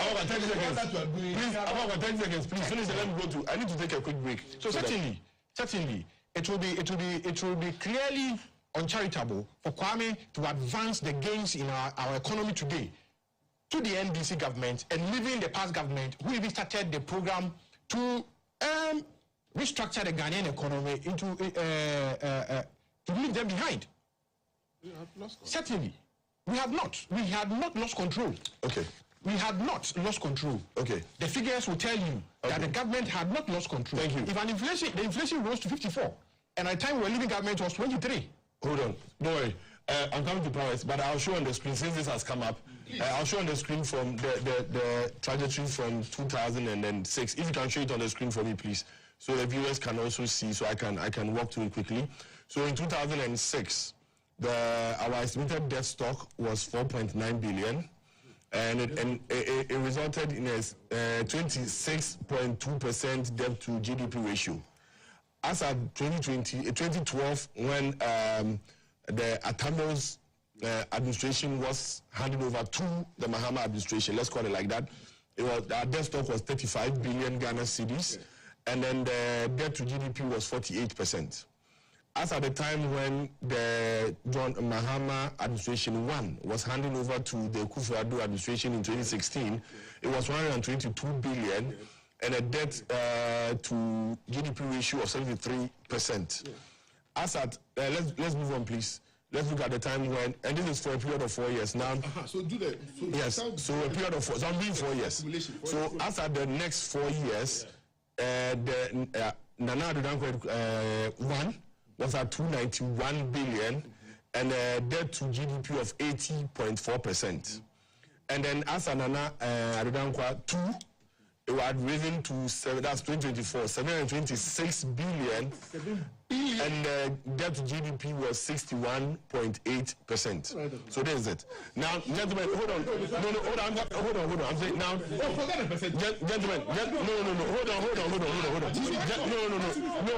hold on. Gentlemen, let me get. Now, Kwame and Afokwa. When we are looking at these data or such data, they don't stand on its own. The reason why there is a debt to GDP ratio, which is important, is because the more your base grows, it gives you more ability to borrow. And so when you are looking, even though you look at you can look at the debt figure as on its own. You make the comparison looking at, okay, so with this loan, what percentage of it does it form of our GDP? Then that's where you take a decision to see that is this loan, for want of a better term, is it a good venture or not, technically?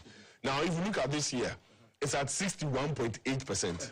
What it means is that our GDP increased. And so it gave us the ability to be able to borrow more. So why were you locked out of the capital market? 2016 was 70. The lockout was from 2022. Yeah, so that's what I'm making. 2016 was 73. Yes. And 2024 was 60. Check. 68. 68. Yes. So there was a reduction in terms of the percentage. Yes. So anyway, you should appreciate it. Powers, your 2 minutes. I need to. You don't get it. Okay, 2020. So no, that account for what happened. COVID-19. You don't know what happened. No, lockdown. Powers and all those good. Powers, 2 minutes. I need to take a break at 9 o'clock. It's okay. You have done your 2 minutes. I mean, we've shown both of you the data. Let the viewers make a meening out of it. There was it's 2 minutes. I'm taking a break at 9 o'clock. I'll send it to you. Let's go on. The exit provides us an opportunity to break this cycle. And in fact, across the area, we are all seeing that there should be a visible attempt to break this cycle of in and out of IMF. It doesn't, augur well for our nation. And I'm optimistic, but cautiously so, that we need to do that by building a resilient economy based on domestic revenue mobilization, industrialization too, and export diversification, as well as better public financial management. I'm looking out for I want to see a time where the promised 24-hour economy will take shape. Because it will open. In fact, one of the reasons why I supported the 1D1F was because of the promised industrialization in the various districts. But I supported that policy. Just I was disappointed that it was not really actualized as we had expected. Because I was expecting that every district would have, but now would have had a factory, at least, at least not less than 200 factories in the country. But it took a different shape. Right. In the 24-hour economy, I'm also hoping that there will be more factories in the various districts. But the communication, in fact, the communication and the promised 24-hour economy and what is taking place now are completely two different things. Right. And it gives me the vibe of 1D1F, when we were promised every district will get a factory, but later it became a private sector led. So, as much as I think this is good news, a positive development, it's an opportunity also for this government to put in place the needed measures to insulate the country, as well as the succeeding government, the next government that will take over from President John Dramani Mahama, from IMF bailout, so that we can have our peace of mind. Right.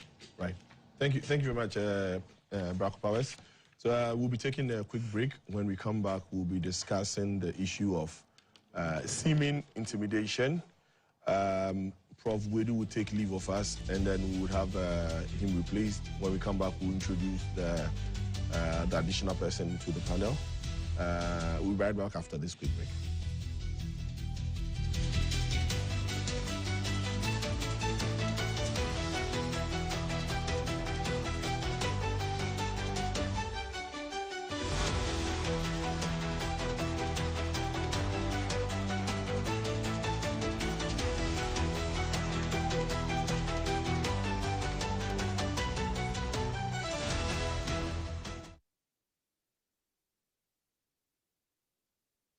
Stay back and stay safe. The National Petroleum Authority is cautioning the public to desist from scooping or fetching fuel from overturned fuel tankers at accident scenes. Do not get closer to the scene in an attempt to take videos or pictures. Inhaling the petroleum product is detrimental to your health. Worst of all, petroleum products are volatile and highly flammable, and a small spark can trigger a catastrophic explosion, causing deaths and loss of property. Call the Ghana Fire Service or Ghana Police personnel to handle the scene, or reach the National Petroleum Authority's contact center on 0302 550 380. Your life is worth more than a gallon of fuel. This Save a Life campaign is from the National Petroleum Authority. For decades, we have helped businesses connect with their trade partners all over the globe. From Ghana to Burkina Faso, Côte d'Ivoire, Benin, Togo, Senegal, China, Morocco, France, Netherlands, and many other countries. We have made it possible to bring Ghana to the world. We have brought small and medium businesses closer to their customers across the regions in Ghana with our SME support facilities. We have brought relief and smiles to the faces of families with our employee personal loans. With our cutting-edge technology and digital support, we take the burden of complex thinking off you, making life simple. That is who we are, as close as a partner. Bank of Africa. We are indeed the African bank with the global reach.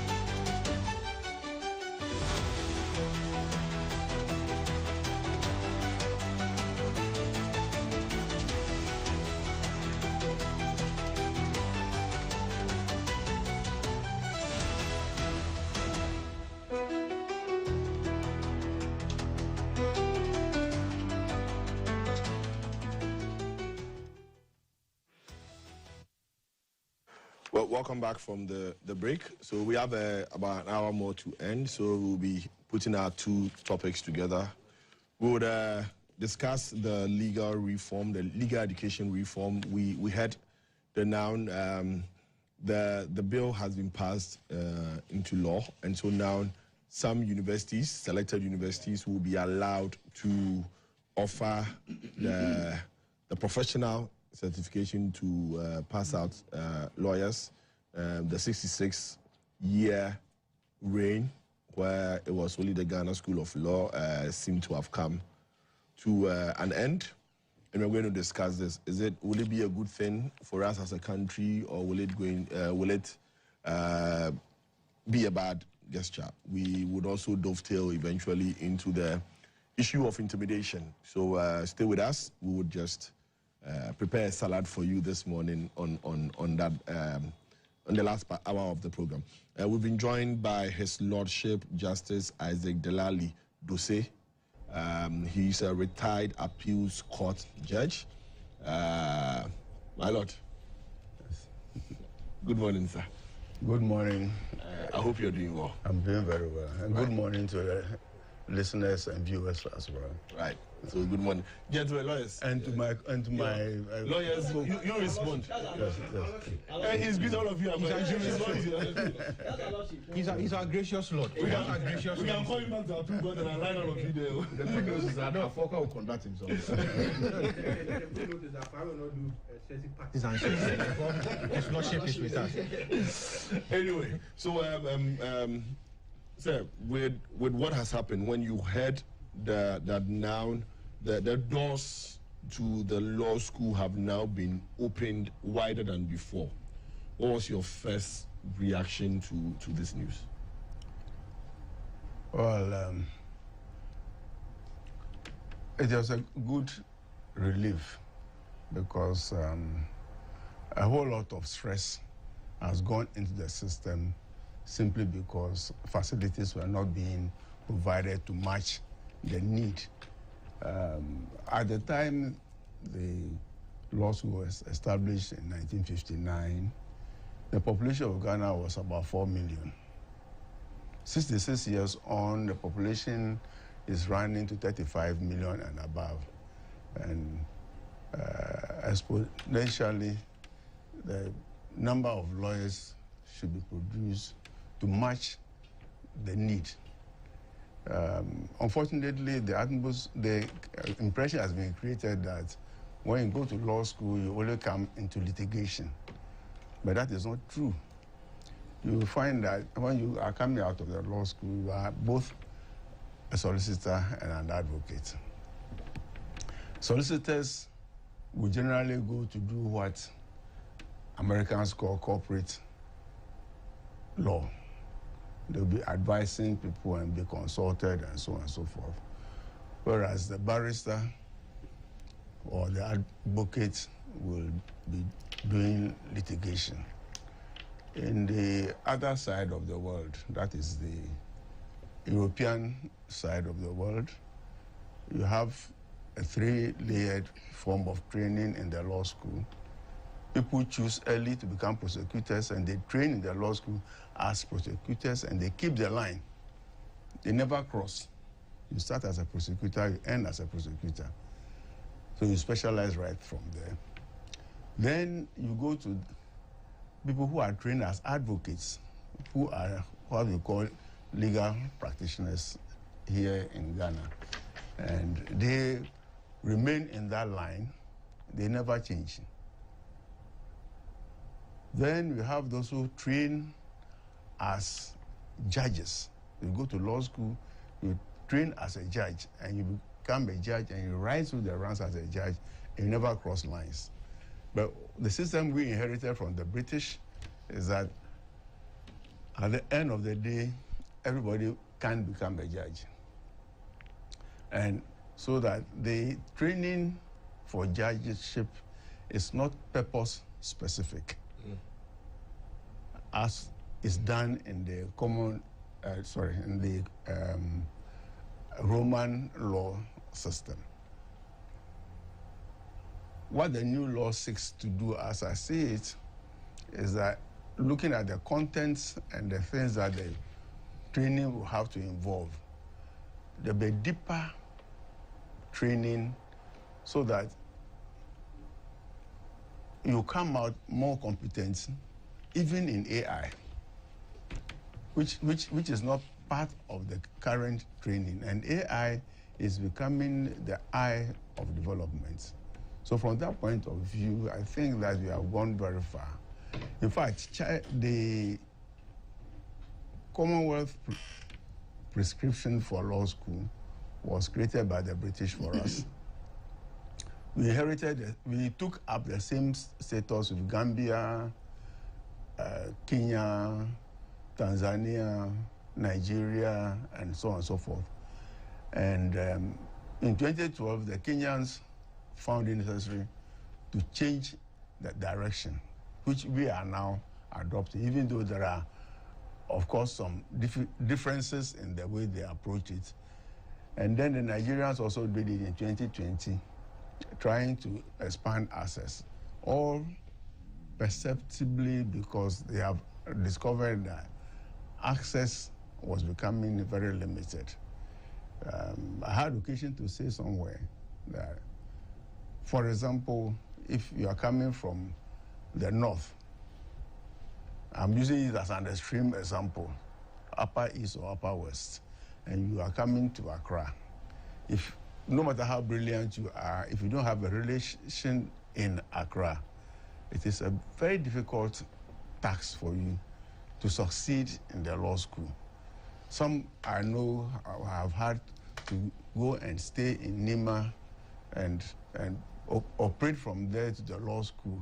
And you can see how difficult it is to do that kind of thing. If you look at the facilities in some parts of Accra, the poorer parts of Accra where you have to go, it will look like if you are not very strong, the poorer people will be excluded from becoming lawyers. But intelligence or brilliance is not limited to those who have resources. Intelligence is a natural resource which we all have to assess.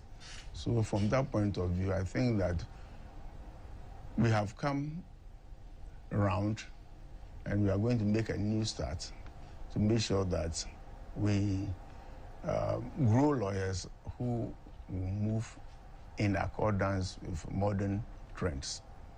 Right. So that is my reaction. Right. So, His Worship, when in that same vein, now we used to, growing up, there are some professions like the law that we revered because we, again, like you said, because of its limited availability. Yeah. And so getting a lawyer to even help litigate some issues, in some contexts was becoming difficult because one, affordability, accessibility, and all that. Do we think with this it would improve on that? Now the accessibility would expand, and at the same time affordability would expand. Would it bring in more legal aid where the poor people can actually access, and because there's a legal aid that comes with some NGO form of support for those who cannot afford? It is a yes and a no situation. But what I have observed when I worked in Nigeria for a time is that law chambers which consider themselves as top had chambers in every state, which we don't do in Ghana. So you'll find that a law firm is very popular, but it's only based in Accra. It has no branch in Kumasi, no branch in Takoradi, no branch in Tamale, and so on and so forth. That is also one way of encouraging the leaders of the bar to create accessibility at the lower levels. Now we have 16 regions. And if some of the popular chambers will attempt to replicate themselves in all the regions, it would be nice, because I assume that in due course, each of the new regional capitals that have been created will have to have a high court base. And the basic point from which people can practice their law is at the high court level. So you will find then that you can have 3 or 4 chambers in each of the new regional capitals, and that brings you accessibility. Because then there's a lawyer within reach, and he can then radiate from there to the circuit courts and the magistrate courts that are within that region. So you don't need to necessarily seek legal service from one of the popular chambers in Ghana without coming to Accra. You can still get a representative there. What they do in Nigeria, as I know it, because I practiced there for 8 years, is they train people in Accra and post them out, so that the quality of service that you get from those people who have been posted out can be similar to what you will get from the head office. And indeed, if those who are at the outstations have difficulty, they can seek direct advice from their superiors at the center. So I'm imagining that if the bar would also adopt this kind of thing, the ratio of lawyers to the population can be very evenly spread. My other take is that when there is too much restriction, there's no competition. So if there are a little bit of more lawyers, then the competition will be there. But when it becomes too close a class system, then it becomes a comfortable situation, and there will be no competition. The law school had been in existence for over 66 years. Initially, people were begged to go to Mokola. So the first group of people who trained in the law school were very few. Indeed, when I went to law school in 1973, people were still laughing at us that you are Mokola lawyers are coming. Because that when I went to law school, the law school was about 12 years old when I went to law school, and people still hadn't accepted the trained in Ghana lawyers. They still thought that you should go out to England and so on and so to go and do it. But little did they know that most of the people who went to the UK to train at that time went with their O levels, and they did 18 months or 2 years, and they came back. But those of us who trained in Ghana had to do an LLB before going to the law school. So the training in Ghana then, from my point of view, was deeper It was later on that the British also decided now that to do the BL, the barrister at law, you need to have a university degree. So they moved from the apprenticeship system into the academic system. So indeed, we took a lead ahead of the British system. So these are some of the things that I think we need to do. The training levels and seeing the recommendations on the new law as to who will qualify to teach in the new law school assures me that there will be no short change for the people in this country when we adopt the new system that we are adopting. Moreover, I'd like also to state that it is not only for the benefit of the individuals that this is being done, but it's also for the state. Because when you have a multiplicity of lawyers, most of whom may not be going to court, advice can be done. People mock some lawyers, and so this lawyer doesn't go to court because all they see lawyers doing is litigating. But much more of the work that lawyers do to bring peace is more than litigation. But because the general public and the press see the glory in litigation, so if you are not into litigation, then you are not a good lawyer. So that I want the public to disabuse itself of the mindsets that lawyers who don't go to court are not good lawyers.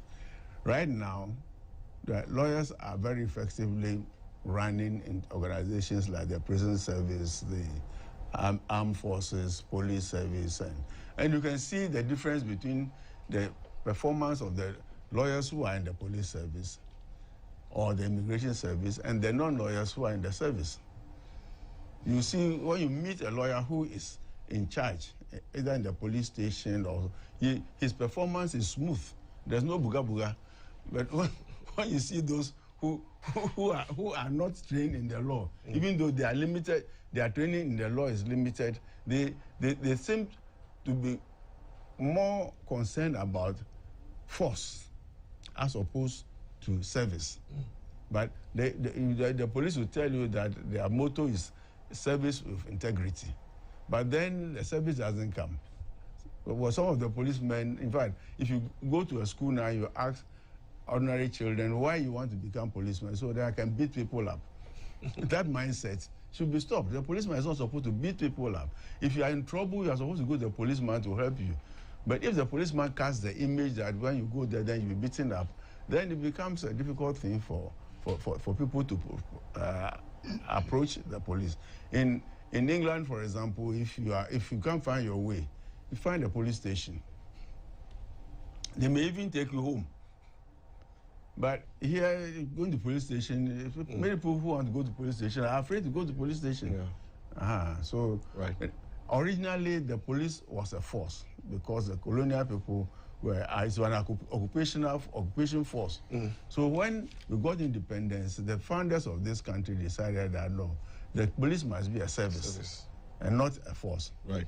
Unfortunately, our brothers in Nigeria still maintain the police force, whilst we are maintaining a police service. So our Ghanaian police must behave differently from the Nigerian counterparts. Thank you. Thank you. Thank you. Honorable Bawuduah, now, with this, will it mean that we need more judges now? Will it mean that we need more courts? Because now, if you're going to get more lawyers, then what it means that cases that ordinarily nobody was paying attention to, technically, now they will probably get a voice to speak for them. Already we are hearing that there are a lot of cases pending. You can go to court for a case and it can take a decade. Will this not choke the system the more if all these lawyers eventually get called to the bar eventually? Let me... His lawyer wants to answer. Okay. Okay. The major issue in every profession is attitude. And attitude matters a lot, whether you are on the bench or you are at the bar. There is something I use to describe personally as emotional intelligence.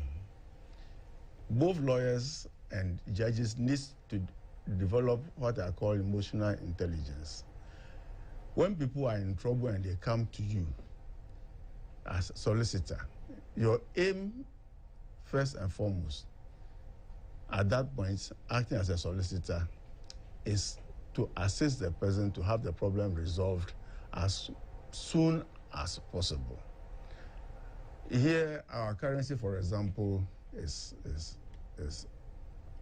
depreciating consistently because we have adopted a policy of a free fall of the currency.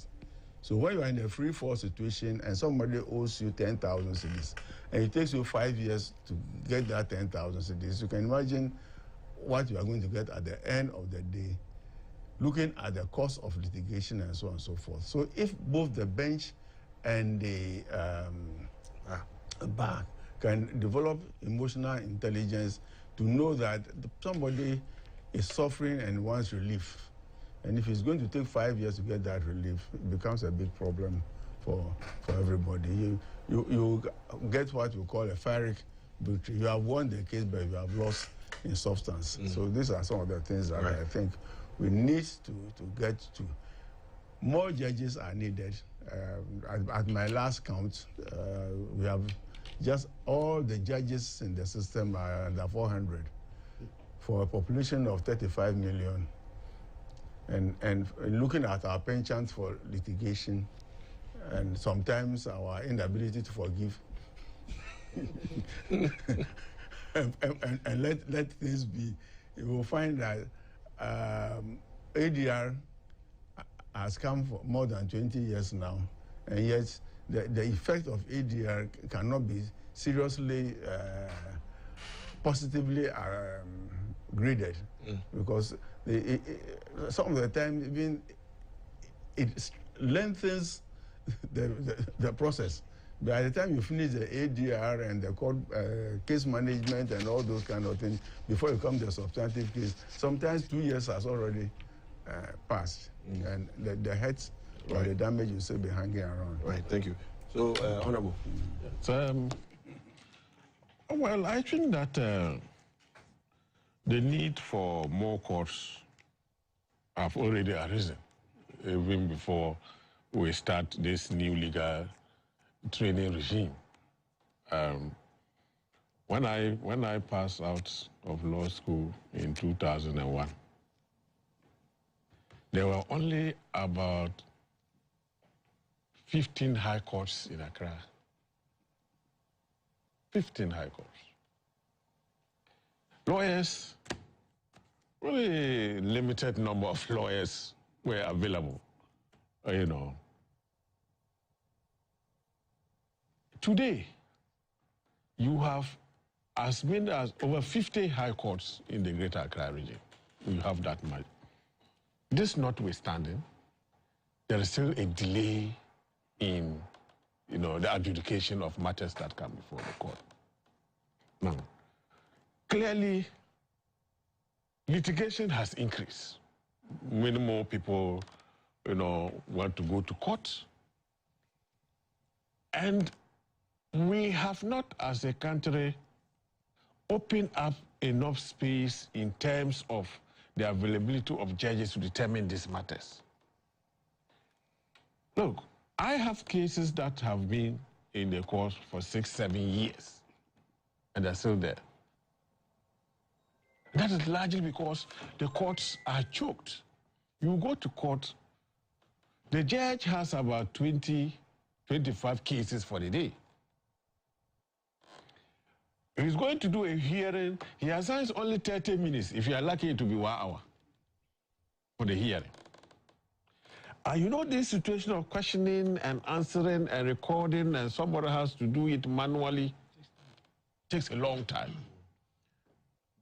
So in the end, you do very little. What it means there is that if we had so many more courts, so that a judge is handling about 5-6 cases a day, let's say 10, the judge will be able to do much more work and probably determine the matter faster than before.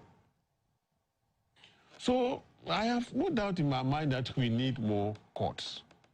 Of course, it comes with some financial burden, but it is better that we satisfy our people in terms of justice than the kind of situation we are operating now.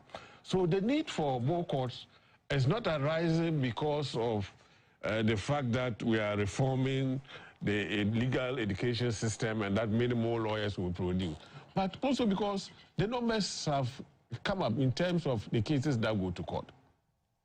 Now, I am concerned also about the quality of training.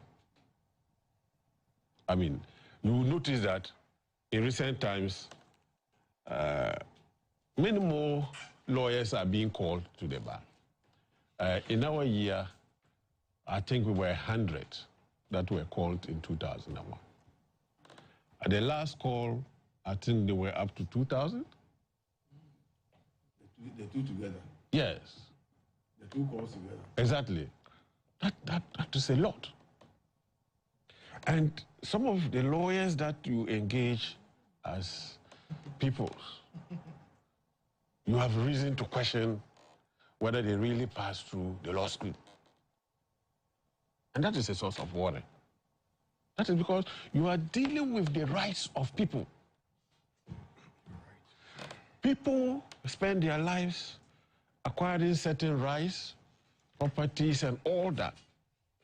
And the incompetence of a lawyer may make a client, a litigant, lose all these rights. So it's like a doctor.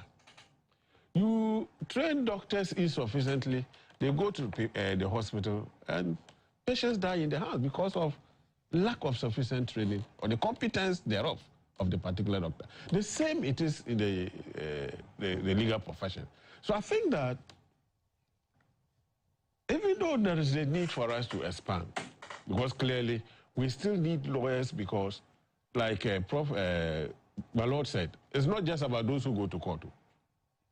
Look, in the courts, you see police prosecutors prosecuting cases. Ideally, they should be lawyers.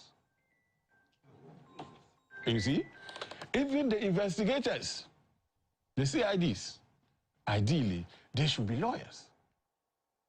But we don't have that in this country. You go to several state institutions, Shiraj, Attorney General Office, many other state institutions, and they do not have the requisite number of lawyers that they need. And so the expansion in terms of legal education will help us fill these clear gaps in terms of the justice delivery system in this country. So there's need for it. But we must also look out for the quality of the training to ensure that we get the kind of quality that we need even as we seek to expand. Okay, thank you. Let me just put an interjection. You see, when I was talking about the Nigerian approach to establishment of chambers, I was going to suggest that we, as much as possible, adopt that system. Because everybody who is called to the bar fresh is half-baked. Let us assume that. So you need to scrape off the rough edges by working with your chamber for a considerable length of time before you are released to be on your own. But if all you do is you are hanging around 3, 4, 5, 6 years, not showing any real this, and then all of a sudden you become senior counsel because you have accumulated years at the bar. That is where the problem actually comes from. Because the bar must deliberately make sure that you have to practice in a controlled environment for a while before you can go and set up your own. Not just because you have done 7 years, so you become senior counsel, or you have done 10 years, so you become senior counsel. That is the point which we need to really dig in, because the practice is something you do and eventually becomes part of you. Your reaction and everything becomes part of you. But if you don't go to the correct chambers and rise through the ranks of the correct chambers before you go and create your own chambers, a lot of trouble like the one my brother is describing will be there. And self-inflicted. Thank you. Now, Kwame, with this expansion in the training and the educational reform, I mean, it's not hidden knowledge that we are going to get more people coming out now. Eventually, are you seeing us getting to a point where now lawyers will be allowed to advertise, to solicitate, for want of a better term? Because if there's too many of it, you need to get a job. Okay, well, Kojo, thank you very much. I would approach this whole issue from a very different perspective, albeit that the question that you've asked is relevant. But before I delve into the substantive matter, I think it is important to state that cases are not won or lost only because of the incompetence or otherwise of lawyers. It's purely based on competing arguments and the availability of evidence to support your case. And so to that end, I may slightly disagree with my senior when he advances arguments relative to the fact that some cases are won or lost because of the incompetence of lawyers. And then rather gravitate more towards what my Lord said in relation to experience, that you may be surprised that you may have even lawyers who have been around for a while, not conduct themselves in a manner that helps advance people's cases, etc. So that I just wanted to respectfully make that point. I mean, it still doesn't negate the fact that there are some incompetent lawyers in Ghana, but the determination or otherwise of... I think it's common with almost every profession. Absolutely, absolutely. Then to also make the point and use my situation as a case study, and I use my situation as a case study to also respectfully make nonsense of the argument of quality. And this preconceived perception born out of the rigid mental set of people that people who write entrance exams and are able to pass are not of good quality or standard. I completed my LLB in 2015, wrote an entrance exams. That same year, I passed. Then I went for an interview. Then for whatever reason, on the basis of somebody's discretion, the person decided that they were not going to allow me enter the law school. Albeit that I knew that I had done everything within my power to get into the law school. I cried like a baby on the campus of Makola. I cried. My father called me, we were all crying on the phone because, you see, it was an opportunity for my family to experience firsthand what it means to have a son who is a lawyer, albeit that I am, my background, in terms of the family tree, yes, there are some lawyers, but my father's, lineage, there wasn't any lawyer. I needed to achieve that. And from SS, it has always been my dream to become a lawyer. Even in my books, I used to write lawyer, Elijah Kwame Ushuda. So, because I always wanted to. You're Elijah? Yes. Now, so after the entrance exams, I lost confidence in myself. I lost hope. I thought that, the entrance exams and the interviews makes you look so foolish and stupid. Makes you feel as though you're not even intelligent. You're a nobody. That's how that moribund system reduced people to have self-doubt. Then I have a letter here that I'm going to read out to you. So after I had given up on that journey, we were told later that a letter had been issued by the then registrar of the law school advising Ghanaians to explore and go to Rwanda. And that if you went to Rwanda, successfully passed your exams, and you came back, you would be admitted into postcode. Let me read the letter. So this letter is dated the 10th of October 2017. Ghana School of Law, P.O. Box GP 179, Accra, Ghana. Mr. Victor Mugabe, Executive Director, Rwanda Bar Association. Dear sir, to whom it may concern, this is to certify that Ghana admits duly qualified foreign lawyers to its bar. A foreign lawyer who has learned and qualified in the common law tradition is accepted to be admitted into the Ghana bar. Accordingly, a duly qualified lawyer from Rwanda who has undergone training in the common law tradition is eligible to be admitted to the Ghana bar. Such an applicant will undergo a 9-month post-call law course, and on successful completion is eligible to be called to the Ghana bar. Thank you. Signed. I don't want to mention the registrar's name. Okay, well, yeah. So Nana Osebusu was the registrar at the time. Kojo, won't you, on the basis of this, take that giant step forward to go to Rwanda? I will. And that's what we did. I was in Rwanda for a year. Went through the whole Rwanda legal education. And I dare say that in terms of practicality, it's far better than what they teach at Makola. Far better. Came back. Then we were met with an unforeseen bottleneck.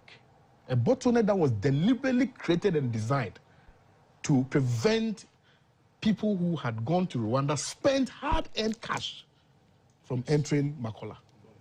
Dollars. Till today, as we speak, most of my colleagues have abandoned and jettisoned that dream of wanting to become lawyers because they were prevented. As we speak today, people are still struggling to get into the law school, all because they have a dream and they want to be able to achieve or realize that dream.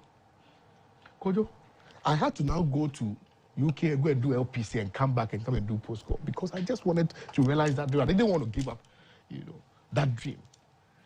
That is the kind of system. Now, let me take you back. This whole entrance exams thing only started in 2012. The entrance exams, why did it start? Because there were no adequate infrastructure. Is it my fault that they were not able to have the fortitude or the foresight to expand? So because of their inability to think that I should suffer. Is that what it is? And by the way, education or access of to education is an established fundamental right. Everybody has that right. But because of your own indecision, your inability to think beyond what you have, to create avenues for people to get into the law school, people had to suffer. People were made to suffer, and people are still suffering. Kojo, even the postcode, you recall that those days they would just come from the UK straight, and they would be called. No exams. 3 months. Today, post-call students write the same exams as regular students. 1 year. And we paid, what, £5,000? £5,000 to do post-call in your own country. £5,000. It's not, no, bro, let's it's not about this, Go on. Look, Kojo, because of this same bottleneck that was created, there are so many people who have had to travel to Gambia, to Sierra Leone, to Nigeria, South Africa, and people go as far as to India just to be called to their bar, and then they will come to Ghana and do the post-call.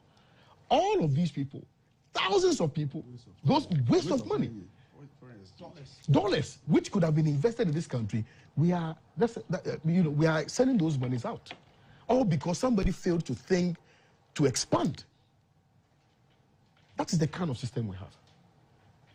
So I am happy, and I will reiterate, rehash, regurgitate all the time that I'm happy that a campaign promise that was made has been fulfilled. And you see, bear in mind, look, sometimes when I'm talking about these things, I get a little bit emotional because here's a young boy who was struggling to make it in life, fly all the way to Rwanda, come back, and then when we were in Rwanda, former President Akufo-Addo came and visited. I have a picture with him. We took selfie together. Then we relayed, or rather laid, our predicaments to him. In fact, at the time we had heard rumors that they were not going to admit us. So we told the president that, Mr. President, we came here because of XYZ. The president at the time told us that, I'm going to be your advocate. I still have that video. So I'm going to be your advocate the moment I get to Ghana. You guys have nothing to worry about. Mr. President came to Ghana. We also came to Ghana. We wrote petitions upon petitions upon petitions to the president. Nothing happened. We wrote petitions to the Ghana Bar Association. Nothing happened. And by the way, I'm happy that now we have the Ghana Law Society.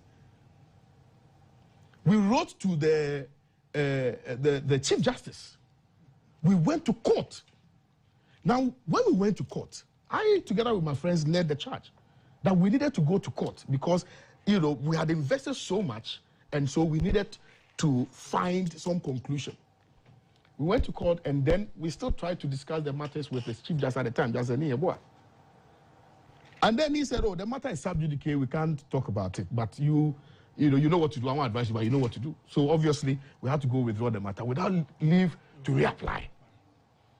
Now, after we did that, then he says, oh, you know, GLC took a decision, and I agree with their decision, and all of that, so there's nothing I can do about the matter. I am telling you, that's the kind of system we have, repressive, retrogressive system that we have. And I keep saying this, that if you have a country that fails to take care of you,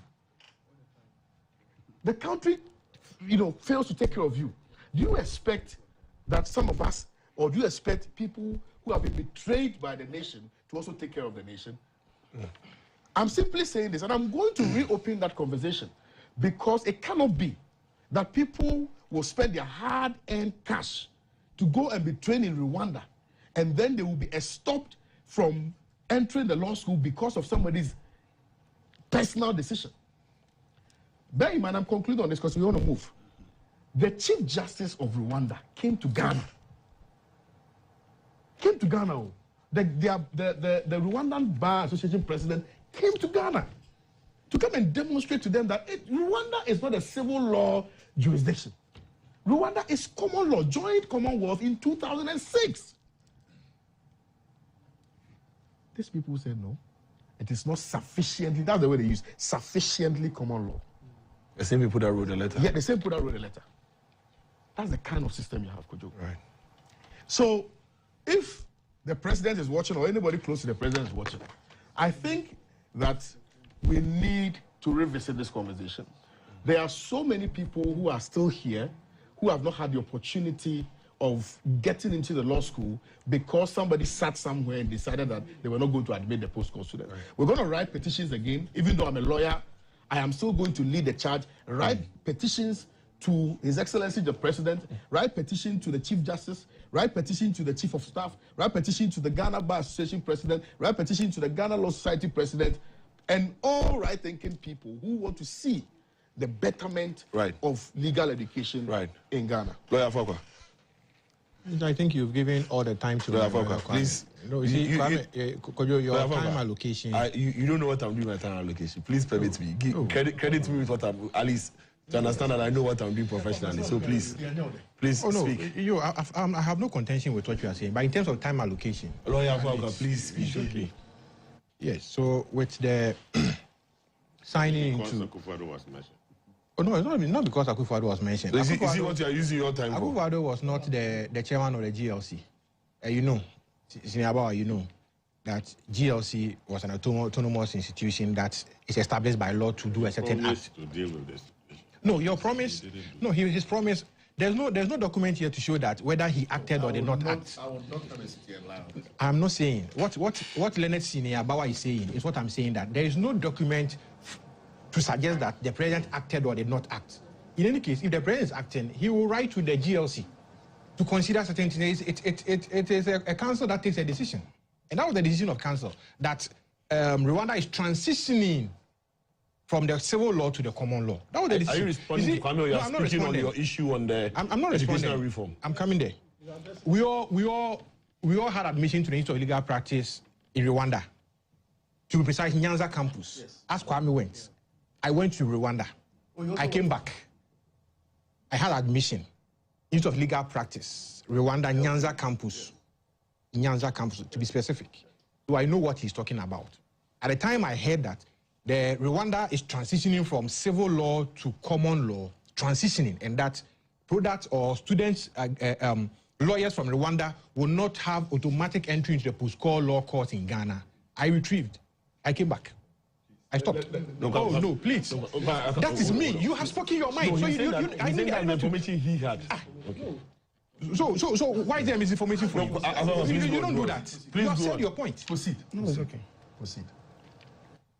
Kojo, we have a new bill passed into law, the legal reform bill passed into law.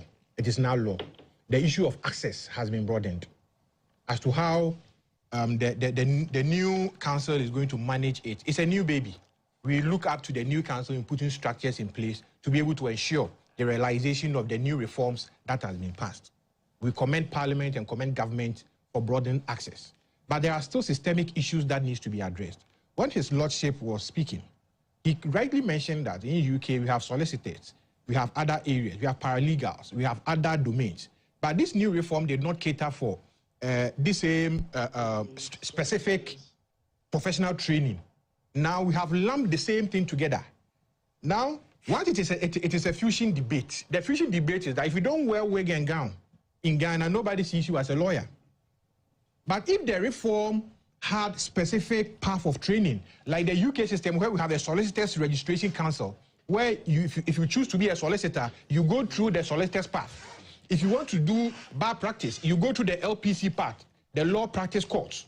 If you want to be a solicitor, you go to the Solicitors Registration Council path and other areas, paralegals. Then you know that as far as the training of LLB graduates are concerned, you look at yourself and say, I want to be a paralegal. Let me go through this part. To be, say, an ADR or an assistant to a judge or to a senior lawyer or to this as a paralegal, I am training in this to understand the work and the ethos that goes into it. I want to be a solicitor, stay in the law firm or law chamber, stay in the legal department, stay in the police service or the prison service and be advising on legal outcomes and those things. Let me train as a solicitor so that I know that this is my calling. At the end of the day, we will all not be lumping up to be called to the bar to practice as to enter into litigation. Now what we have done, we have broadened the access to bar practice. How do you call it? Law practice to precisely litigation. And now the coloration is that everybody wants to wear the wig and gown, enter a courthouse, and come out of the courthouse.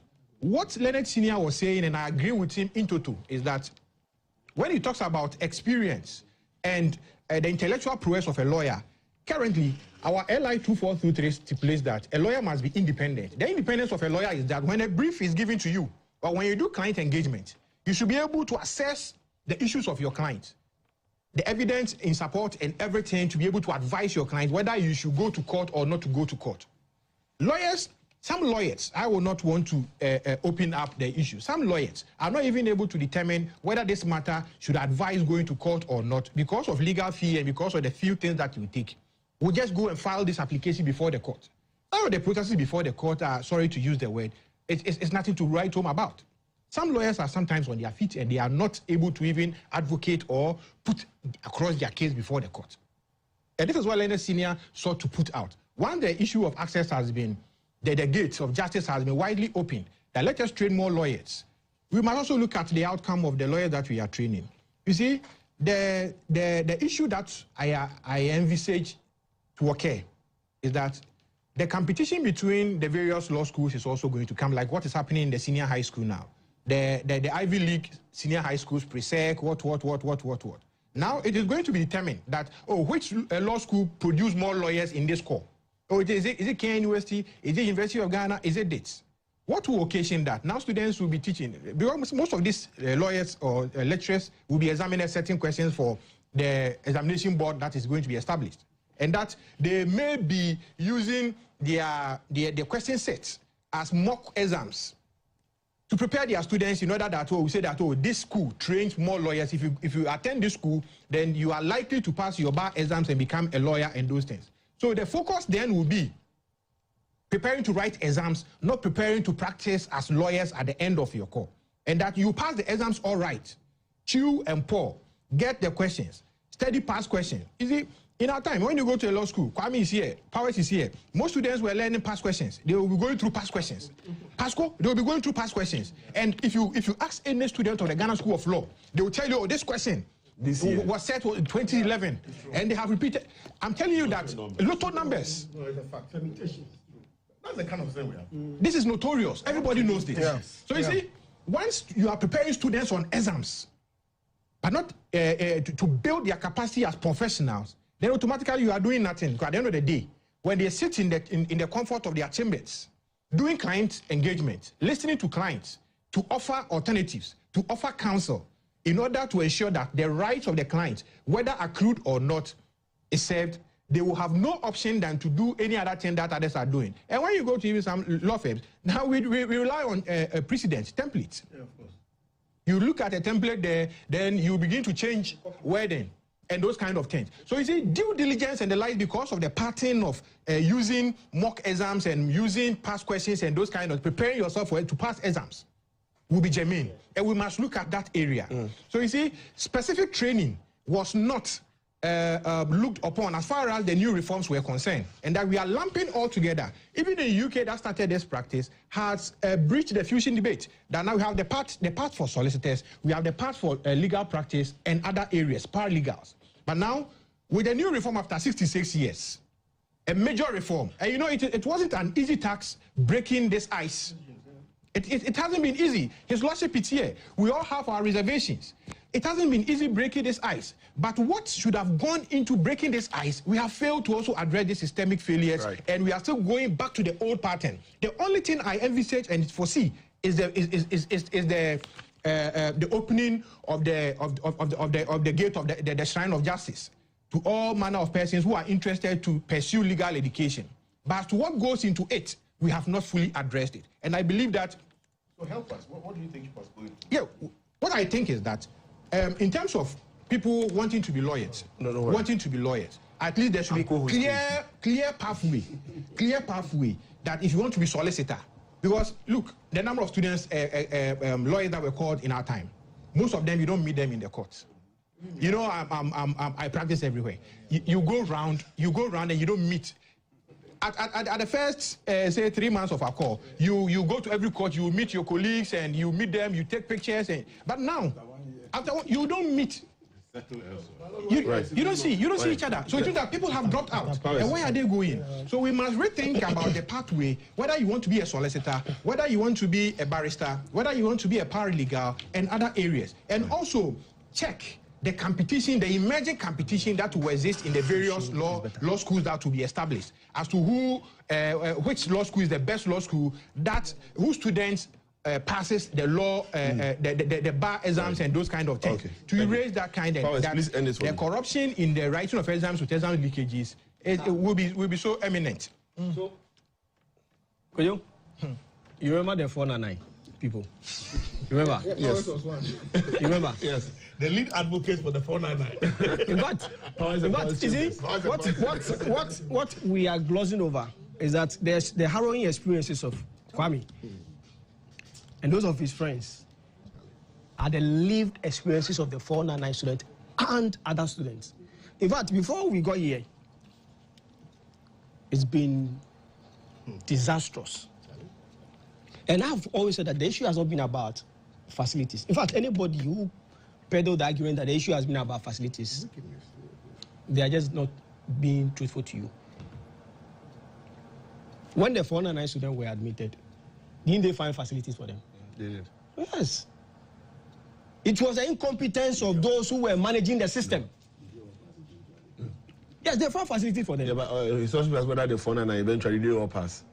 In fact, the significant number of them passed. And even the school was even cited.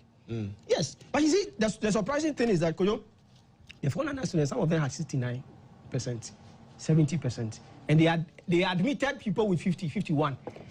And they told those who are 69 and 70% that we will not have a place for you.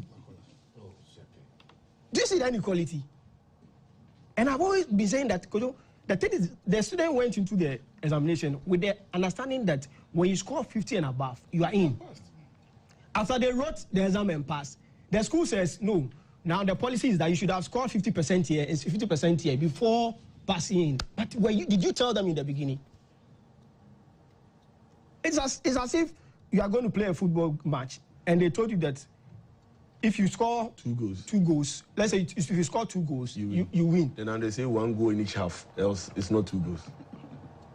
After the game had been played. They just change the law. After the exam had been played. And I'm asking you, 70%. How do you choose someone who had 50 and 51?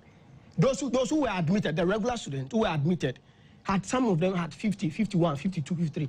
And those who are 77, 69 and co were not admitted, and they were in the 499 students. I mean, can you imagine?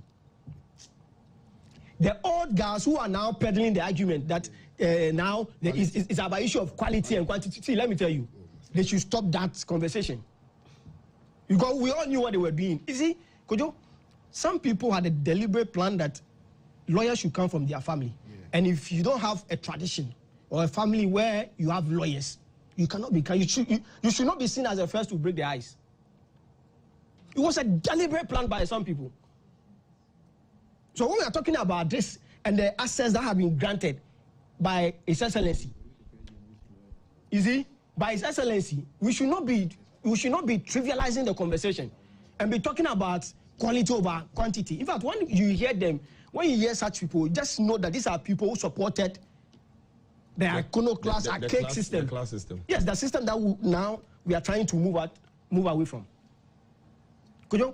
So, in fact, anytime I hear Kwame's story, I tend to sympathize with him. I tried not to let him go there, but he found a way. No, but it's important. It's important. I knew he would go there. But you see, let me double in this conversation, and so that I can conclude. I'm sure your time is up. Ghana, Koyo? No. The way you're pointing at me, you're intimidating me. Koyo, you know what? You know, Ghana was previously under the British rule, and we ceded from them. So what is unique about Ghana? So when it comes to the issue about solicitors and advocates, we decided we would fuse them. It was a deliberate decision. It makes us unique. Look at Nigeria. There's nothing like solicitor differently from advocate. That's our uniqueness. If UK wants to go separate them, that's their problem. Has it served us? Yes, it has served us. Why? If I'm advocate and solicitor, don't I know all the two fields? So that is the uniqueness of our system. And we must be proud of this. If we believe that this is the path we will take, we should take it. Right. So the fusion is very important. It makes us unique. And we don't need to be following these people who came to plunder and steal from us. Thank you. Let me make a quick comment about the buy. You see, my time is up. Yes, I just hope that it is not a conduit for reducing the number of people who eventually become professional lawyers. Yes. Because, you know, but it should also not be a platform to produce more lawyers. We should make it clear. Let me clarify. You know, before, when Legon was the only faculty that produced LLB students, the restriction was there. It was hard to get into Legon. So even though you can have 1,000 people apply, Legon will only take 100. Yeah. Out of that 100, they will only send 60 to law school. Then, when many more universities then started producing LLB students, the restriction moved to how to get to law school. So the entrance exam or how to get to the law school proper was the area where they restricted entry. They have now moved it to who becomes to bar exam. Right. So let's just hope the minister is supposed to provide guidelines. Thank you, gentlemen. We hope that the guidelines do not provide a basis for restricting more people to get Thank you, gentlemen. Otherwise, the effect will be the same. The weaponization of free speech in Ghana should be looked at. Yes. You see, it is not for nothing that the criminal libel law was repealed. Okay. It is not for nothing. But government is hiding under Section 207 and 76 of the Electronic Communications Act. Okay. To weaponize the security agencies against free speech. Is that the case? Weaponize the security agencies, BNI, police service, and others against free speech. Right. And they are targeting only opposition elements. Hey. Targeting only opposition elements. Okay, on that note, gentlemen,